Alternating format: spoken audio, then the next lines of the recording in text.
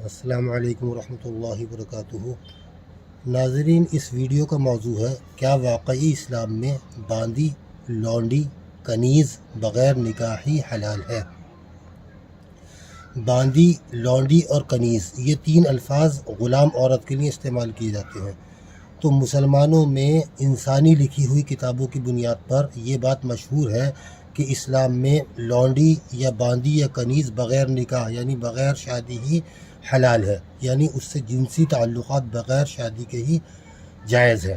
یہ بات مشہور ہے۔ تو آج ہم انشاءاللہ تعالی قرآن پاک میں تحقیق کر کے پتہ لگائیں گے کہ کیا یہ بات صحیح ہے یا غلط ہے۔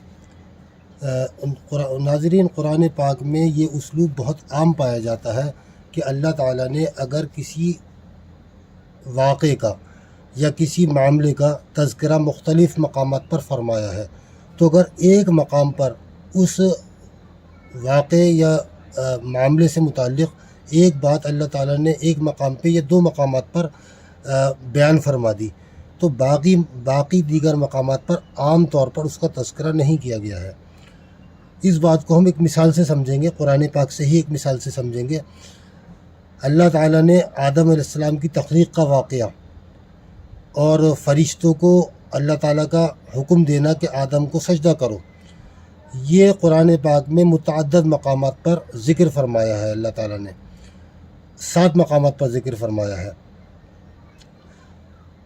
تو ان میں سے 6 مقامات ایسے ہیں جہاں سے ہمیں یہ نہیں پتہ چلتا کہ ابلیس جن ہے، بلکہ ان 6 مقامات سے اگر 6 مقامات پہ جو آیات ہیں ان کو اگر ہم پڑھیں گے تو ہمیں ایسا لگے گا کہ شاید ابلیس بھی ایک فرشتہ ہے۔ 7واں مقام جو کہ سورۃ الکہف میں ہے، سورۃ الکہف کی آیت نمبر 50، اس میں اللہ تعالیٰ نے صراحتاً بالکل صاف الفاظ میں بتا دیا کہ ابلیس جن ہے۔ تو ہم ابلیس کو جن مانیں گے، اس کی وجہ یہ ہے کہ اللہ تعالیٰ نے ایک آیت میں اس بات کو صراحتاً بتا دیا ہے۔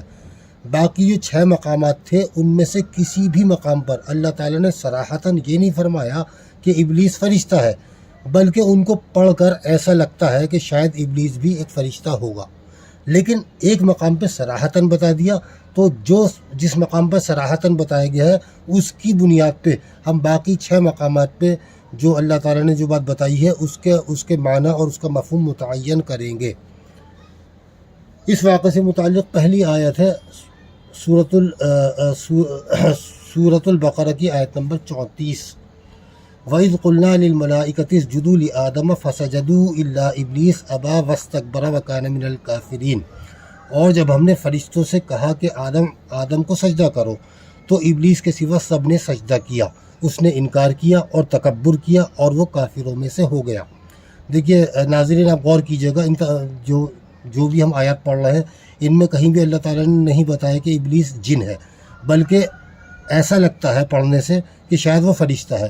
اور جب ہم نے فرشتوں کو حکم دیا کہ آدم علیہ السلام کو سجدہ کرو، تو ابلیس کے سوا سب نے سجدہ کیا، اس نے انکار کیا اور تکبر کیا اور وہ کافروں میں سے ہو گیا۔ دوسرا مقام ہے سورۃ الاعراف کی آیت نمبر 11، وَلَقَدْ خَلَقْنَاكُمْ ثُمَّ صَوَّرْنَاكُمْ ثُمَّ قُلْنَا لِلْمَلَائِكَةِ اسْجُدُوا لِآدَمَ فَسَجَدُوا إِلَّا إِبْلِيسَ لَمْ يَكُن مِّنَ السَّاجِدِينَ۔ اور ہم نے تمہیں پیدا کیا، پھر تمہاری صورت بنائی، پھر فرشتوں سے کہا کہ آدم کو سجدہ کرو، چنانچہ سب نے سجدہ کیا سوائے ابلیس کے، وہ سجدہ کرنے والوں میں شامل نہ ہوا۔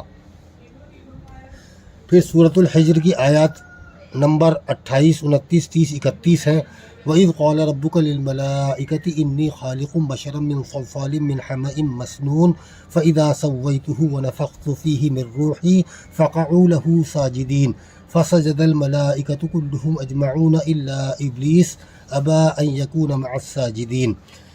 اور جب تمہارے رب نے فرشتوں سے کہا کہ میں سڑی ہوئی مٹی کے سوکھے گارے سے ایک بشر یعنی انسان پیدا کر رہا ہوں، لہٰذا جب میں اس کو پوری طرح بنا لوں اور اس میں اپنی روح پھونک دوں تو تم سب اس کے آگے سجدے میں گر جانا۔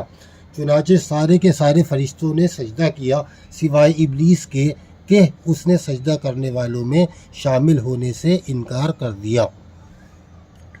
چوتھا مقام ہے سورہ بنی اسرائیل کی آیت نمبر 61، وَإِذْ قُلْنَا لِلْمَلَائِكَةِ اسْجُدُوا لِآدَمَ فَسَجَدُوا إِلَّا إِبْلِيسَ قَالَ أَسْجُدُ لِمَنْ خَلَقْتَ طِينًا، اور جب ہم نے فرشتوں کو حکم دیا کہ آدم علیہ السلام کو سجدہ کرو، چنانچہ انہوں نے سجدہ کیا مگر ابلیس نے نہیں کیا، بولا کیا میں اسے سجدہ کروں جسے تو نے مٹی سے پیدا کیا ہے۔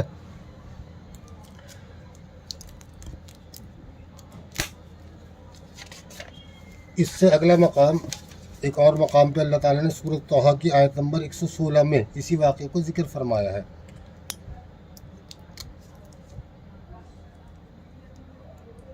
وَإِذْ قُلْنَا لِلْمَلَائِكَةِ اسْجُدُوا لِآدَمَ فَسَجَدُوا إِلَّا إِبْلِيسَ أَبَىٰ، اور جب ہم نے فرشتوں کو حکم دیا کہ آدم کو سجدہ کرو، چنانچہ انہوں نے سجدہ کیا مگر ابلیس نے نہیں کیا، اس نے انکار کر دیا۔ دیکھیے انداز بیان سے نہیں معلوم ہو رہا کہ ابلیس فرشتہ نہیں تھا بلکہ جن تھا، نہیں لگ رہا۔ اگر انسان اس آیت کی بنیاد پہ کوئی فیصلہ کرے گا تو وہ تو شاید یہی غلط فیصلہ کرے گا کہ ابلیس فرشتہ ہے۔ تو اس سے یہ بات واضح ہوتی ہے کہ قرآن پاک کی تمام آیات، کسی بھی موضوع سے متعلق تمام آیات کو دیکھے بغیر کسی حتمی نتیجے پر ہمیں نہیں پہنچنا چاہیے۔ پھر سورہ صاد کی آیات نمبر 71، 72، 73، 74 ہیں۔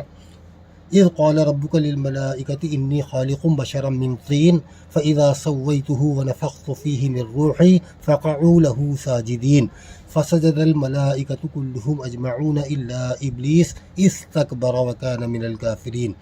یاد کرو اس موقع کو جب تمہارے رب نے فرشتوں سے کہا کہ میں مٹی سے ایک بشر یعنی انسان پیدا کر رہا ہوں، لہٰذا جب میں اس کو پوری طرح بنا لوں اور اس میں اپنی روح پھونک دوں تو تم سب اس کے آگے سجدے میں گر جانا۔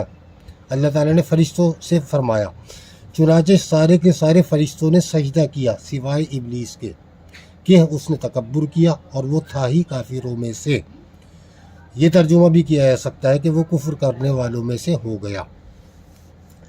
دیکھیے یہاں پہ اس آیت کو دیکھ کے بھی قطعی نہیں پتہ چلتا کہ ابلیس جن ہے، بلکہ صرف اس آیت کی بنیاد پہ تو کوئی بھی شخص یہی سمجھے گا کہ ابلیس فرشتہ ہے۔ پھر اللہ تعالیٰ نے سورۃ الکہف کی آیت نمبر 50 میں بھی اس واقعے کو بیان فرمایا ہے۔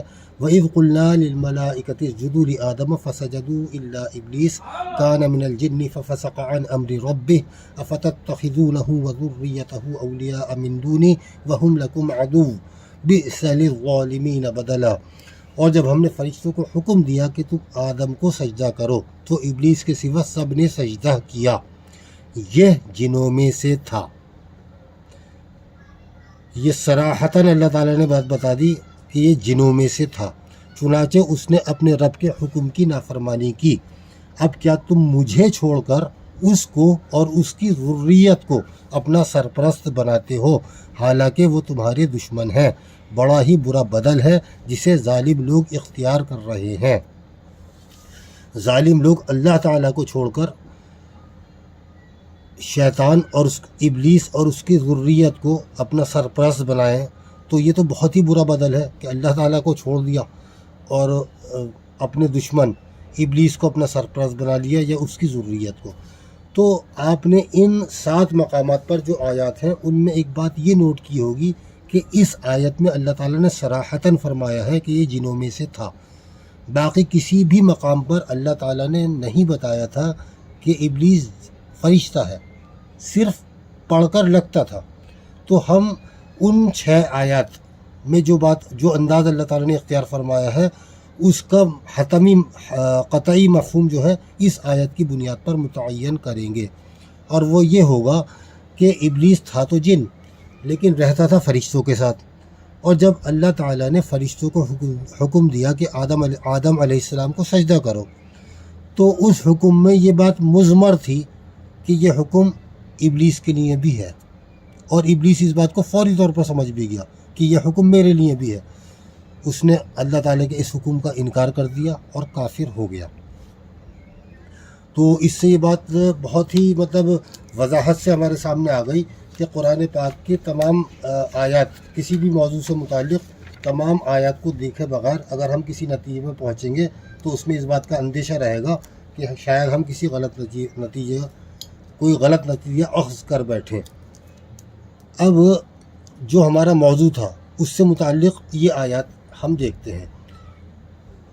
یہ آیات 2 آیات ہیں اور دونوں آیات بالکل سیم ڈٹو من نوعن 2 مقامات پر آئی ہیں، ایک سورۃ المؤمنون میں اور ایک سورۃ المعارج میں. یہ آیات اللہ تعالیٰ نے نازل فرمائی ہیں اپنے مومن بندوں کی صفات بیان کرتے ہوئے کہ اللہ تعالیٰ کی جو حقیقت میں مومن بندے ہوتے ہیں ان کی صفات کیا کیا ہوتی ہیں. ان صفات کے ذیل میں یہ 2 آیات بھی اللہ تعالیٰ نے نازل فرمائی. والذین هم لفروجہم حافظون الا علی ازواجہم او ما ملکت ایمانہم فانہم غیر ملومین. یعنی اللہ کے مومن بندے وہ ہیں جو اپنی شرمگاہوں کی حفاظت کرنے والے ہوتے ہیں بجز اپنی بیویوں یا ملکیت کی کنیزوں کے، یقیناً یہ لوگ قابل ملامت نہیں ہیں. یعنی اللہ تعالیٰ نے اپنے مومن بندوں کی صفات بیان کرتے ہوئے فرمایا کہ مومن بندے حقیقتاً مومن بندے وہ ہوتے ہیں جو اپنی شرمگاہوں کی حفاظت کرنے والے ہوتے ہیں. سوائے کن کے؟ یعنی کن سے حفاظت نہیں کرنی؟ اپنی ازواج سے یا ان سے جو ان عورتوں سے جو کہ ملکیت میں آ گئی ہیں، یعنی جن کے انسان مالک بن گیا ہے، جو ملکیت میں آ گئی ہیں، تو ان سے حفاظت نہ کرنے پہ کوئی ملامت نہیں ہے. یعنی اپنی بیویوں سے حفاظت کرنے کی ضرورت نہیں شرمگاہوں کی، اور نہ ہی باندیوں سے. اچھا، اس میں ذرا غور فرمائیے اس آیت میں کہ ازواج کا تو شادی شدہ ہونا، مطلب شادی کے بعد جائز ہونا، اس میں تو کوئی اشتباہ ہے ہی نہیں. البتہ یہ جو ہے نا او مانے یا، جو او ما ملکت ایمانہم، یا جن کے ان کے دانے ہاتھ مالک بن گئے، تو اس میں اس آیت کو پڑھ کر ایسا لگتا ہے کہ یہ باندیاں بھی جو ہے نا وہ بغیر نکاح ہی حلال ہیں. حالانکہ اللہ تعالیٰ نے صراحت نہیں فرمائی اس مقام پہ کہ شادی کے بعد بھی اور بغیر شادی بھی، صراحت نہیں فرمائی، لیکن آیت کو پڑھ کر ایسا لگتا ہے کہ شاید یہ بغیر شادی بغیر نکاح کے بھی حلال ہوں گی. چونکہ اللہ تعالیٰ نے فرمایا کہ وہ لوگ جو کہ اپنی شرمگاہوں کی حفاظت کرنے والے ہیں سوائے اپنی ازواج کے یا ملکیت کی کنیزوں کے، یعنی اپنی ازواج اور اپنی ملکیت کی کنیزوں سے اگر وہ حفاظت نہیں کریں تو ان پر کوئی ملامت نہیں ہے. تو یہ دیکھیے یہ آیات بالکل ویسی ہیں جیسے کہ ابھی ہم نے 6 مقامات دیکھے سورت، مطلب وہ حضرت آدم علیہ السلام کی تخلیق کے جو واقعے سے متعلق 6 مقامات پہ ہم نے آیات دیکھی. ان کو پڑھ کر لگتا تھا کہ ابلیس فرشتہ ہے، لیکن اللہ تعالیٰ نے یہ نہیں فرمایا تھا کہ ابلیس فرشتہ ہے. یہاں پہ بھی اللہ تعالیٰ نے یہ نہیں فرمایا کہ یہ باندیاں جو ہے بغیر نکاح ہی حلال ہیں، لیکن ان آیات سے لگتا ایسا ہی ہے کہ شاید بغیر نکاح کے بھی حلال ہوں گی. اب ہم قرآن پاک کی دیگر متعلق آیات دیکھ کر یہ پتہ لگائیں گے کہ کیا اس آیت کی مراد یہ ہے کہ باندیاں بغیر شادی ہی حلال ہے یا بغیر شادی حلال نہیں ہے. اور دوسری آیات سے اس بات کی صراحت ہو جائے گی انشاءاللہ تعالی، اور ہمیں قطعیت کے ساتھ پتہ چل جائے گا.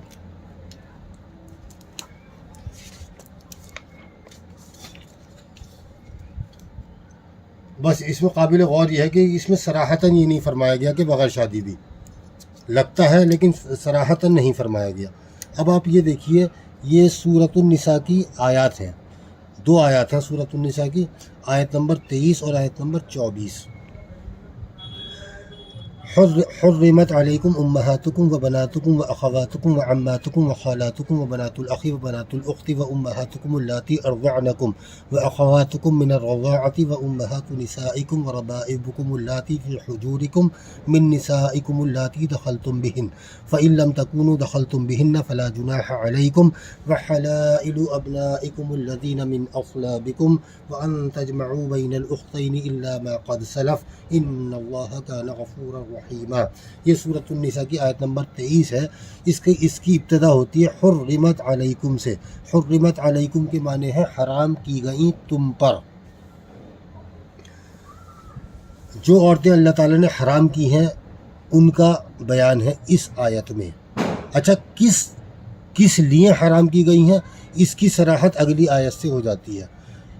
اگلی آیت میں اللہ تعالیٰ نے جو عورتیں حلال کی ہیں ان کے بارے میں فرمایا کہ وہ شادی کرنے کے لیے حلال ہیں. تو اس سے پتہ چلا کہ جو عورتیں حرام کی گئی تھیں وہ شادی کرنے ہی کے لیے حرام کی گئی تھیں. تو یہاں اس آیت میں ان عورتوں کا بیان ہے جو کہ شادی کے لیے حرام ہے. وہ کون کون ہے؟ حرام کی گئیں شادی کے لیے. یہ اس آیت سے پتہ چل گیا کہ شادی کے لیے حرام کی گئی ہیں. تو اب ہم اس کا ترجمہ کریں گے. شادی کے لیے حرام کی گئیں تم پر تمہاری مائیں اور تمہاری بیٹیاں اور تمہاری بہنیں اور تمہاری پھوپھیاں اور تمہاری خالائیں اور تمہارے بھائی کی بیٹیاں یعنی بھتیجیاں اور تمہاری بہن کی بیٹیاں یعنی بھانجیاں اور تمہاری وہ مائیں جنہوں نے تمہیں دودھ پلایا ہو اور تمہاری دو شریک بہنیں. جب دودھ پلانے والی ماں کو جب دودھ پلانے والی عورت کو ماں قرار دیا گیا ہے اور دو شریک لڑکی کو بہن قرار دیا گیا ہے تو اس میں یہ بات مضمر ہوئی یعنی چھپی ہوئی کہ رضاعی ماں کی بہن خالہ اور رضاعی ماں کی ماں نانی ہوئی. وہ سب بھی حرام ہے. اس کی صراحت آپ صلی اللہ علیہ وسلم نے بھی فرمائی ہے. اور تمہاری ساس، یہ سب حرام ہے. جن عورتوں کا ذکر چل رہا ہے سب حرام ہے شادی کے لیے. اور تمہاری ساس اور تمہاری وہ پرورش کردہ لڑکیاں جو تمہاری گود میں ہیں تمہاری ان عورتوں سے جن سے تم دخول کر چکے ہو. یعنی انسان کی کسی شخص کی ایک عورت سے شادی ہوتی ہے، اس عورت کا کسی پہلے نکاح سے کوئی بیٹی ہے، جس شخص نے شادی کی ہے وہ اس کا جنسی تعلق قائم ہو جاتا ہے، دخول ہو جاتا ہے، تو اس کی جو بیٹی ہے پہلے نکاح سے وہ حرام ہے اس کے لیے ہمیشہ کے لیے. ہاں اگر تم نے دخول نہ کیا ہو تو تم پر کوئی گناہ نہیں. کیا معنی ہوا؟ ہاں اگر تم نے دخول یعنی جماع نہ کیا ہو تو تم پر ان کی بیٹیوں سے نکاح کرنے میں کوئی گناہ نہیں. اور تمہارے صلبی سگے بیٹیوں کی بیویاں اور تمہارے صلبی سگے بیٹوں کی بیویاں اور تمہارا دو بہنوں کا جمع کرنا بھی حرام ہے. اس میں خالہ بھانجی یا پھوپھی بھتیجی کا جمع کرنا بھی مضمر ہے. ہاں جو گزر چکا وہ گزر چکا. یقیناً اللہ تعالیٰ بخشنے والا مہربان ہے. تو اللہ تعالیٰ نے اس میں بہت ساری عورتوں کا ذکر فرمایا جو کہ حرام ہے شادی کرنے کے لیے. ان عورتوں کا ذکر فرماتے ہوئے اللہ تعالیٰ نے ایک طرح کی عورتوں کو بتا دیا کہ وہ ان عورتوں میں شامل نہیں ہیں جو کہ حرام ہیں، شادی کرنے کے لیے حرام ہیں. جو عورتیں شادی کرنے کے لیے حرام ہوتی ہیں ان کو محرمات کہا جاتا ہے. تو اس آیت میں محرمات کا تذکرہ ہے. تو ان میں اللہ تعالیٰ نے بتایا کہ ہاں اگر تم نے دخول نہ کیا ہو تو تم پر ان کی بیٹیوں سے نکاح کرنے میں کوئی گناہ نہیں. یعنی یہ عورتیں محرمات میں شامل نہیں ہیں، یہ عورتیں محرمات کے علاوہ ہیں، یعنی ان سے شادی کی جا سکتی ہے. کسی شخص کی کسی عورت سے شادی ہوتی ہے، دخول نہیں ہوتا یعنی جنسی تعلق قائم نہیں ہوتا، جماع نہیں ہوتا، اور کسی بھی وجہ سے علیحدگی ہو جاتی ہے، یا تو اس عورت کا انتقال ہو جاتا ہے یا طلاق ہو جاتی ہے جنسی تعلق قائم ہونے سے پہلے ہی. تو اس کی جو بیٹی ہے پہلے کسی نکاح سے، وہ بیٹی حرام نہیں ہے. وہ شخص اس بیٹی سے شادی کر سکتا ہے. تو محرمات میں یہ شامل نہیں ہیں. باقی سب محرمات ہیں، ان کا ذکر اللہ تعالیٰ نے فرمایا، لیکن ان کا ذکر ان کو محرمات میں شامل کرنے کے لیے نہیں فرمایا بلکہ یہ بتانے کے لیے فرمایا کہ محرمات میں شامل نہیں ہے. اب اگلی آیت شروع ہوتی ہے وَالْمُحْصَنَاتُ مِنَ النِّسَاءِ إِلَّا مَا مَلَكَتْ أَيْمَانُكُمْ. اس میں بھی جو عورتیں حرام ہیں شادی کرنے کے لیے ان میں سے مطلب ایک کیٹیگری کا یہاں ذکر ہے. اور عورتوں میں سے وہ جو شادی شدہ ہیں یعنی کسی اور کے نکاح میں ہیں سوائے ان کے جو تمہاری ملکیت میں آ جائیں. یعنی تمام عورتوں میں سے المحسنات کہتے ہیں شادی شدہ عورتوں کو. محسنات کے تین معنی ہیں. محسنات شادی شدہ عورتوں کو بھی کہتے ہیں، محسنات پاک باز عورتوں کو بھی کہتے ہیں، اور محسنات آزاد عورتوں کو بھی کہتے ہیں، یعنی جو غلام نہیں ہیں ان کو بھی محسنات کہا جاتا ہے. تو اس کے تین معنی ہیں، ایک شادی شدہ عورتیں، دوسرا پاک باز عورتیں، اور تیسرا آزاد عورتیں. تو یہاں پر کیا معنی ہو سکتے ہیں؟ بہت آسانی سے پتہ چل جائے گا. آیت کا جو سیاق و سباق ہے اس کا صحیح معنی متعین کر دے گا. والمحصنات من النساء الا ما ملکت ایمانکم، اور عورتوں میں سے شادی شدہ عورتیں سوائے ان عورتوں کے جو کہ تمہاری ملکیت میں آ گئیں، یہ جو تمہاری ملکیت میں آ جائیں. تو یہاں معنی شادی شدہ عورتیں ہی ہو سکتا ہے. پاک باز عورتیں تو شادی کے لیے حرام نہیں ہیں، نہیں آزاد عورتیں حرام ہیں. تو یہاں بالکل متعین طور پہ پتہ چلتا ہے ہمیں کہ یہاں مراد جو ہے شادی شدہ عورتیں ہیں. تمام شادی شدہ عورتیں حرام ہیں. کس لیے؟ شادی کرنے کے لیے، سوائے ان کے جو تمہاری ملکیت میں آ جائیں. یعنی مطلب یہ ہوا کہ سوائے ان شادی شدہ عورتوں کے جو تمہاری ملکیت میں آ گئیں یا جو تمہاری ملکیت میں آ جائیں. تو اگر کوئی عورت شادی شدہ تھی باندی بننے سے پہلے، اب وہ باندی بن گئی، دوسری قوم میں آ گئی، تو ظاہر بات ہے اس کا پہلا جو نکاح تھا وہ تو ختم ہو جائے گا. اب وہ باندی بن کے دوسری قوم میں آ گئی، اگر وہ قوم اس کو آزاد نہیں کرتی اور باندی بنا کر رکھتی ہے تو اس کا پہلا نکاح تو ظاہر بات ہے کل عدم ہو جائے گا. تو ایسی عورت جو کہ باندی بن کے آ جائے، شادی شدہ عورت، وہ حلال ہے، وہ محرمات میں سے نہیں ہے. ایک پیچھے اللہ تعالیٰ نے عورتوں کو ایک طرح کی عورتوں کے بارے میں بتایا تھا کہ وہ محرمات میں سے نہیں ہیں، اور دوسری طرح کی عورتیں یہ ہیں جو کہ باندی بن کے ملکیت میں آ جائیں، یہ بھی محرمات میں سے نہیں ہیں. ایسی شادی شدہ عورتیں جو کہ باندی بن کر ملکیت میں آ جائیں وہ محرمات میں سے نہیں ہیں، یعنی محرمات کے علاوہ دیگر عورتوں میں سے ہیں. کتاب اللہ علیکم، یہ احکام تم پر اللہ نے فرض کر دیے ہیں. وَأُحِلَّ لَكُم مَّا وَرَاءَ ذَلِكُمْ أَن تَبْتَغُوا بِأَمْوَالِكُمْ مُحْصِنِينَ غَيْرَ مُسَافِحِينَ. ان کے علاوہ جو عورتیں ہیں، ان کے علاوہ جو عورتیں، کن کے علاوہ؟ جو جنہیں پیچھے حرام کیا گیا ہے، جو محرمات ہیں جن کا پیچھے بیان ہوا، ان کے علاوہ جو عورتیں ہیں وہ سب تمہارے لیے اپنے مال خرچ کر کے شادی کرنے کے لیے حلال ہیں، بدکاری کرنے کے لیے حلال نہیں ہیں. یہ بالکل صریح آیت ہے، صاف آیت ہے، جس میں کسی بھی طرح کا کوئی ابہام نہیں ہے کہ اللہ تعالیٰ نے فرمایا کہ ان کے علاوہ جو عورتیں ہیں وہ سب تمہارے لیے اپنے مال خرچ کر کے شادی کرنے کے لیے حلال ہیں، بدکاری کرنے کے لیے حلال نہیں ہیں. تو اللہ تعالیٰ نے جتنی عورتیں حرام کی تھیں وہ تو حرام ہیں. جن کو حلال کیا گیا، شادی کر مطلب جن کو حرام کیا گیا تھا، ان کے علاوہ سب کو حلال کیا گیا. اور کس لیے حلال کیا گیا؟ ان تبتغوا باموالکم، کہ تم انہیں طلب کرو، کہ تم انہیں چاہو اپنے اموال کے ذریعے سے، محسنین، شادی کرنے والے بن کر، غیر مسافحین، نہ کہ بدکاری کرنے والے بن کر. فَمَا اسْتَمْتَعْتُمْ بِهِ مِنْهُنَّ فَآتُوهُنَّ أُجُورَهُنَّ فَرِيضَةً وَلَا جُنَاحَ عَلَيْكُمْ فِيمَا تَرَاضَيْتُمْ بِهِ مِنْ بَعْدِ الْفَرِيضَةِ إِنَّ اللَّهَ كَانَ عَلِيمًا حَكِيمًا. یہ سورۃ النساء کی آیت نمبر 24 ہے. چنانچہ جن عورتوں سے تم نے اس کے ذریعے فائدہ اٹھایا ہو، اس کے ذریعے کیا معنی ہوا؟ اس نکاح کے ذریعے، یعنی اس شادی کے ذریعے فائدہ اٹھایا ہو، ان کو ان کا وہ مہر ادا کرو جو مقرر کیا گیا ہو. البتہ مہر مقرر کرنے کے بعد بھی جس کمی بیشی پر تم آپس میں راضی ہو جاؤ اس میں تم پر کوئی گناہ نہیں. یقیناً اللہ سب کچھ جاننے والا، حکمت والا ہے. تو ناظرین، یہ بالکل صریح آیت ہے جس میں اللہ تعالیٰ نے بتا دیا کہ جو عورتیں محرمات ہیں ان سے تو شادی کرنا حرام ہے. اچھا، یہ حرام کی گئی تھی، کس لیے حرام کی گئی تھی؟ وہ یہاں سے پتہ چل جاتا ہے کہ وَأُحِلَّ لَكُم مَّا وَرَاءَ ذَلِكُمْ، ان کے علاوہ سب حلال کی گئیں، ان کے علاوہ جو بھی عورتیں ہیں وہ سب وہ حلال کی گئیں. ان تبتغوا باموالکم، کہ تم انہیں طلب کرو اپنے اموال کے ذریعے شادی کرنے والے بن کر، نہ کہ بدکاری کرنے والے بن کر. تو جو عورتیں حلال کی گئی ہیں وہ شادی کرنے کے لیے حلال کی گئی ہیں.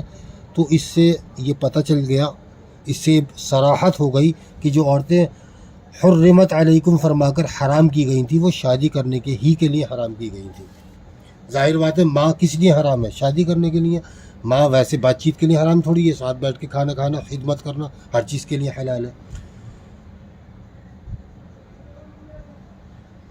اچھا، اس میں ہو سکتا ہے آپ میں نے کچھ علماء تک کو اس غلط فہمی کا شکار دیکھا. کہ وہ یہ کہتے ہیں کہ وَأُحِلَّ لَكُم مَّا وَرَاءَ ذَلِكُم، اور حلال کی گئیں تمہارے لیے ان کے علاوہ، ان کے علاوہ کن کے علاوہ؟ جن کا پیچھے ذکر کیا جا چکا۔ وہ یہ کہتے ہیں کہ اس سے مراد یہ ہے کہ بھئی جن کا پیچھے ذکر کیا جا چکا، نہیں، یہ مراد نہیں ہے۔ دیکھیے پیچھے جن کا ذکر کیا گیا، جن کو حرام کیا گیا، ان کا تو مثبت طور پہ ذکر کیا گیا۔ حرمت علیکم، حرام کی گئی تم پر تمہاری مائیں، یہ مثبت طور پہ ذکر ہے، یعنی یہ حرام کی گئی ہیں۔ یہاں جو ذکر آیا ہے نا دو طرح کی عورتوں کا، ان کا دو طرح کی عورتوں کا ذکر حرام کرنے کے لیے نہیں آیا، مثبت طور پر نہیں آیا، بلکہ منفی طور پہ آیا ہے، انہیں حرام کی گئی عورتوں سے باہر کرنے کے لیے آیا ہے۔ تو یہاں جو ہے نا وَأُحِلَّ لَكُم مَّا وَرَاءَ ذَلِكُم، کہ حلال کی گئیں تم پر ان کے علاوہ، کن کے علاوہ؟ جن کو حرام کیا گیا تھا، صرف ذکر نہیں بلکہ جن کو حرام کیا گیا تھا۔ ذکر تو سب کا مثبت طور پہ آیا، دو طرح کی عورتوں کا منفی طور پر آیا۔ اگر وہ یہ کہتے ہیں کہ بھئی یہ جو بات ہے پیچھے جن جن کا ذکر آ چکا ان کے علاوہ دیگر عورتوں کے لیے ہے، یہ بات کہ ان کے علاوہ جو عورتیں ہیں وہ سب تمہارے لیے اپنے مال خرچ کر کے شادی کرنے کے لیے حلال ہیں، بدکاری کرنے کے لیے حلال نہیں ہے۔ یہ بات ان جن کا پیچھے ذکر آ چکا ان کے علاوہ دیگر عورتوں کے لیے ہے۔ تو بھئی آپ ان سے پوچھئے کہ ذکر تو ان کا بھی آ چکا، فَإِن لَّمْ تَكُونُوا دَخَلْتُم بِهِنَّ فَلَا جُنَاحَ عَلَيْكُمْ۔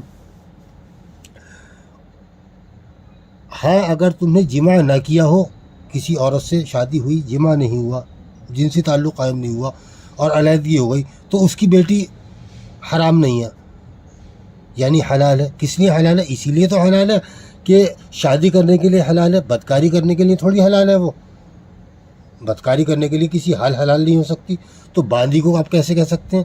بھئی ان کا بھی منفی طور پر ذکر آیا اور ان کا بھی منفی طور پر ذکر آیا، تو ذکر آنا اصل نہیں ہے۔ بات جن کو حرام قرار دیا گیا ہے ان کے علاوہ جتنی عورتیں ہیں، ان کے علاوہ یہ عورتیں، جن کو حرام کیا گیا ان کے علاوہ ایک تو یہ عورتیں ہیں کہ ہاں اگر تم نے جمع نہ کیا ہو تو تم پر ان کی بیٹیوں، یعنی ان کی بیٹیاں بھی حرام کی گئی عورتوں کے علاوہ ہیں، اور ان کے بارے میں بھی یہی حکم ہوگا کہ وہ شادی کرنے کے لیے حلال ہے، بدکاری کرنے کے لیے حلال نہیں ہے۔ اور باندیوں کو بھی بتایا گیا ہے کہ محرمات میں سے نہیں ہے، تو ان کا ذکر منفی طور پر آیا ہے، تو یہ بھی محرمات کے علاوہ دیگر عورتوں میں سے ہیں، اور محرمات کے علاوہ دیگر عورتوں کے بارے میں ہی اللہ تعالیٰ نے فرمایا ہے کہ وہ شادی کرنے کے لیے حلال ہے، بدکاری کرنے کے لیے حلال نہیں ہے۔ جو لوگ یہ کہتے ہیں کہ پیچھے جن کا ذکر آیا ان کے علاوہ کے بارے میں یہ حکم ہے، تو ان کو یہ غور کرنا چاہیے کہ بھائی ذرا غور کیجیے آپ کہ یہ ذکر ہے ان عورتوں کا جو کہ حرام کی گئی ہیں۔ کس لیے حرام کی گئی ہیں؟ شادی کے لیے۔ آپ ذرا غور فرمائیں، اگر باندی بغیر نکاح، بغیر شادی ہی حلال ہوتی تو اس کا شادی کے لیے حرام ہونے کا تو کوئی سوال ہی پیدا نہیں ہوتا تھا۔ اس بات کا تو کوئی سوال ہی پیدا نہیں ہوتا کہ جو عورت بغیر شادی ہی حلال ہو وہ شادی کے لیے حرام ہونے کا تو کوئی سوال ہی پیدا نہیں ہوتا۔ تو اللہ تعالیٰ یہ کیوں فرماتا کہ باندیاں جو ہیں محرمات میں سے نہیں ہیں؟ ضرورت ہی نہیں تھی فرمانے کی۔ اگر یہ بغیر شادی ہی حلال ہوتی تو یہ بات فرمانے کی کوئی ضرورت ہی نہیں تھی کہ یہ محرمات میں سے نہیں ہے، ان کو محرمات سے مستثنیٰ کرنے کی کوئی ضرورت ہی نہیں ہوتی۔ پھر تو غور کیجئے کہ باندی جیسے کہ ہمارے یہاں مانا جاتا ہے مسلمانوں میں کہ بغیر شادی، بغیر نکاح حلال ہے، یعنی اس سے جنسی تعلق قائم کرنا حلال ہے۔ یہاں ذکر ہو رہا ہے ان عورتوں کا جو کہ شادی کرنے کے لیے حرام ہے۔ باندی بغیر شادی حلال ہے، بغیر شادی ہی حلال ہے، تو اس کو کیوں بتایا جائے گا کہ یہ شادی کے لیے حرام نہیں ہے؟ کوئی سینس ہی نہیں بنتا اس بات کا۔ اس کو محرمات سے مستثنیٰ تو جبھی کیا جائے گا، اس سے ایکسکلوڈ تو تبھی کیا جائے گا، باہر تو تبھی نکالا جائے گا جب کہ یہ بھی بغیر شادی کے جائز نہ ہو۔ تو بہرحال یہ وَأُحِلَّ لَكُم مَّا وَرَاءَ ذَلِكُم، حلال کی گئیں تم پر ان کے علاوہ، کن کے علاوہ؟ جنہیں حرام کیا گیا ہے۔ اور پیچھے حرام کرنے والوں میں جو تذکرہ آیا تھا باندیوں کا اور ان عورتوں کا یہ منفی طور پہ آیا تھا، ان کو محرمات میں شامل کرنے کے لیے نہیں آیا تھا بلکہ ان کو محرمات سے باہر نکالنے کے لیے آیا تھا۔ تو محرمات کے علاوہ جتنی عورتیں ان کے بارے میں یہ حکم ہے، اور یہ بھی محرمات کے علاوہ ہیں اور باندیاں بھی محرمات کے علاوہ ہیں، ان کے بارے میں اللہ کا صریح حکم ہے کہ وہ شادی کرنے کے لیے حلال ہے، بدکاری کرنے کے لیے حلال نہیں ہے کوئی۔ اچھا، بدکاری کس کو کہتے ہیں؟ بدکاری کہتے ہیں بغیر شادی جنسی تعلق کو۔ اگر اللہ تعالیٰ اتنا بھی فرما دیتے نا کہ تم شادی کرنے والے بن کے انہیں طلب کرو اپنے اموال کے ذریعے، تو بھی بات سمجھ مکمل ہوتی، لیکن اللہ تعالیٰ نے تاکید کے لیے، تاکہ کسی بھی طرح کا ابہام نہ رہے، فرمایا کہ غیر مسافحین، کہ بدکاری کے لیے حلال نہیں ہے، یعنی کوئی بھی عورت دنیا کی صرف شادی کرنے کے لیے حلال ہے، بدکاری کرنے کے لیے حلال نہیں ہے۔ کوئی شخص یہ بھی نہیں کہہ سکتا کہ یہ جو بات ہے نا، یہ جو بات اللہ نے فرمائی ہے یہ آزاد عورتوں کے لیے ہے، باندیوں کے لیے نہیں ہے۔ اگر باندیوں کے لیے نہ ہوتی تو یہاں باندیوں کو مستثنی قرار نہیں دیا جاتا محرمات سے، یہاں باندیوں کا ذکر ہی نہیں کیا جاتا۔ پھر تو یہ بات تمام عورتوں کے لیے ہے، جتنی عورتیں حرام کی گئی ہیں ان کے علاوہ سب کے لیے ہے کہ وہ شادی کرنے کے لیے حلال ہیں، بدکاری کرنے کے لیے حلال نہیں ہے۔ اب ہم اور آیات دیکھتے ہیں۔ اچھا، ایک بات جو ہم نے اس سے پہلے جو آیات دیکھی تھی نا، والذین هم لفروجہم حافظون الا علی ازواجہم او ما ملکت ایمانہم فانہم غیر ملومین، تو وہ آیت جو تھی صریح نہیں تھی، اس میں صراحتاً اللہ تعالیٰ نے یہ نہیں فرمایا تھا کہ باندی بغیر نکاح ہی حلال ہے۔ ان آیات سے صراحتاً پتہ لگ گیا کہ کوئی بھی عورت بغیر شادی حلال نہیں ہے۔ ایک اور بات، ان آیات سے متعلق آپ ایک بات کو ذہن میں رکھیے گا، بلکہ میں وہ آیات آپ کو دوبارہ دکھا دیتا ہوں۔ والذین هم لفروجہم حافظون الا علی ازواجہم او ما ملکت ایمانہم فانہم غیر ملومین۔ دیکھیے یہ آیات آپ ایک بار اور دیکھیے، ان آیات میں صراحتاً نہیں فرمایا گیا تھا کہ باندی بغیر شادی ہی حلال ہے، لگتا تھا۔ ابھی جو ہم نے سورۃ النساء کی آیت نمبر 23 اور 24 دیکھی، آیت نمبر 24 سے صراحتاً پتہ لگ گیا کہ کوئی بھی عورت صرف شادی کے لیے حلال ہے، بدکاری کے لیے کوئی عورت حلال نہیں ہے۔ تو ان آیات کا مفہوم متعین ہو گیا کہ یہاں اللہ تعالیٰ نے جو باندیوں کا ذکر فرمایا یہ بھی شادی کے بعد ہی حلال ہے۔ اب ایک سوال پیدا ہوتا ہے کہ بھائی اگر باندیاں بھی شادی کے بعد ہی حلال ہیں تو شادی کے بعد تو باندی بھی بیوی بن جائے گی، تو اللہ تعالیٰ نے ان کو ازواج سے الگ کیوں ذکر فرمایا؟ بھئی باندی بھی اگر شادی کے بعد ہی حلال ہے تو وہ بھی بیوی بن جائے گی، تو ان کو الگ کیوں ذکر فرمایا گیا ہے؟ اب ہم قرآن پاک میں تحقیق کر کے انشاءاللہ تعالیٰ دیکھتے ہیں، اور متعلقہ آیات ہیں کچھ، کہ کیا اس سوال کا جواب ہمیں ملتا ہے کہ نہیں ملتا، کہ اگر باندی بھی شادی کے بعد ہی حلال ہے تو وہ بھی بیوی بن جائے گی، اور بیوی بن جائے گی تو پھر الگ ذکر فرمانے کی کوئی ضرورت ہی نہیں ہے، تو الگ کیوں ذکر فرمایا گیا ہے؟ کیا اس کا جواب ہمیں قرآن پاک میں ملتا ہے؟ انشاءاللہ تعالیٰ سورۃ النساء کی آیت نمبر 25 میں اس کا جواب مل جائے گا۔ ایک بات آپ لوگ اور ذہن میں رکھیں، یہاں پہ جو لفظ او آیا ہے، او کے معنی ہوتے ہیں یا، حرف عطف ہے یہ، او کے معنی ہوتے ہیں یا، سوائے اپنی ازواج کے یا ان عورتوں کے جن کے ان کے داہنے ہاتھ مالک بن جائیں۔ تو یا کو ذہن میں رکھیے کہ اپنی بیویوں یعنی اپنی شرمگاہوں کی حفاظت فرمانے والے ہیں، اپنی شرمگاہوں کی حفاظت کرنے والے ہیں، سوائے اپنی بیویوں یا باندیوں کے۔ تو یا کو ذہن میں رکھیے گا۔ یہ یا جو ہے نا، یہ او جو ہے قرآن پاک کی دیگر آیات سے پوری طرح مطابقت رکھتا ہے۔ قرآن پاک اللہ کا کلام ہے، اس میں کہیں پر بھی کنٹرڈکشن ہو ہی نہیں سکتا، قرآن پاک میں تضاد ہونے کا کوئی سوال ہی نہیں ہے۔ تو آپ خود دیکھیے گا کہ یہ او جو ہے نا قرآن پاک کی دیگر آیات سے پوری طرح مطابقت رکھتا ہے اس موضوع پر جو دیگر آیات ہے۔ ایک اور بات یہ کہ اس سوال کا جواب کہ الگ کیوں ذکر فرمایا گیا ہے، یہ بھی انشاءاللہ تعالیٰ ہمیں قرآن پاک سے ہی پتہ چل جائے گا۔ یہ آیت ہے سورۃ النساء کی آیت نمبر 25۔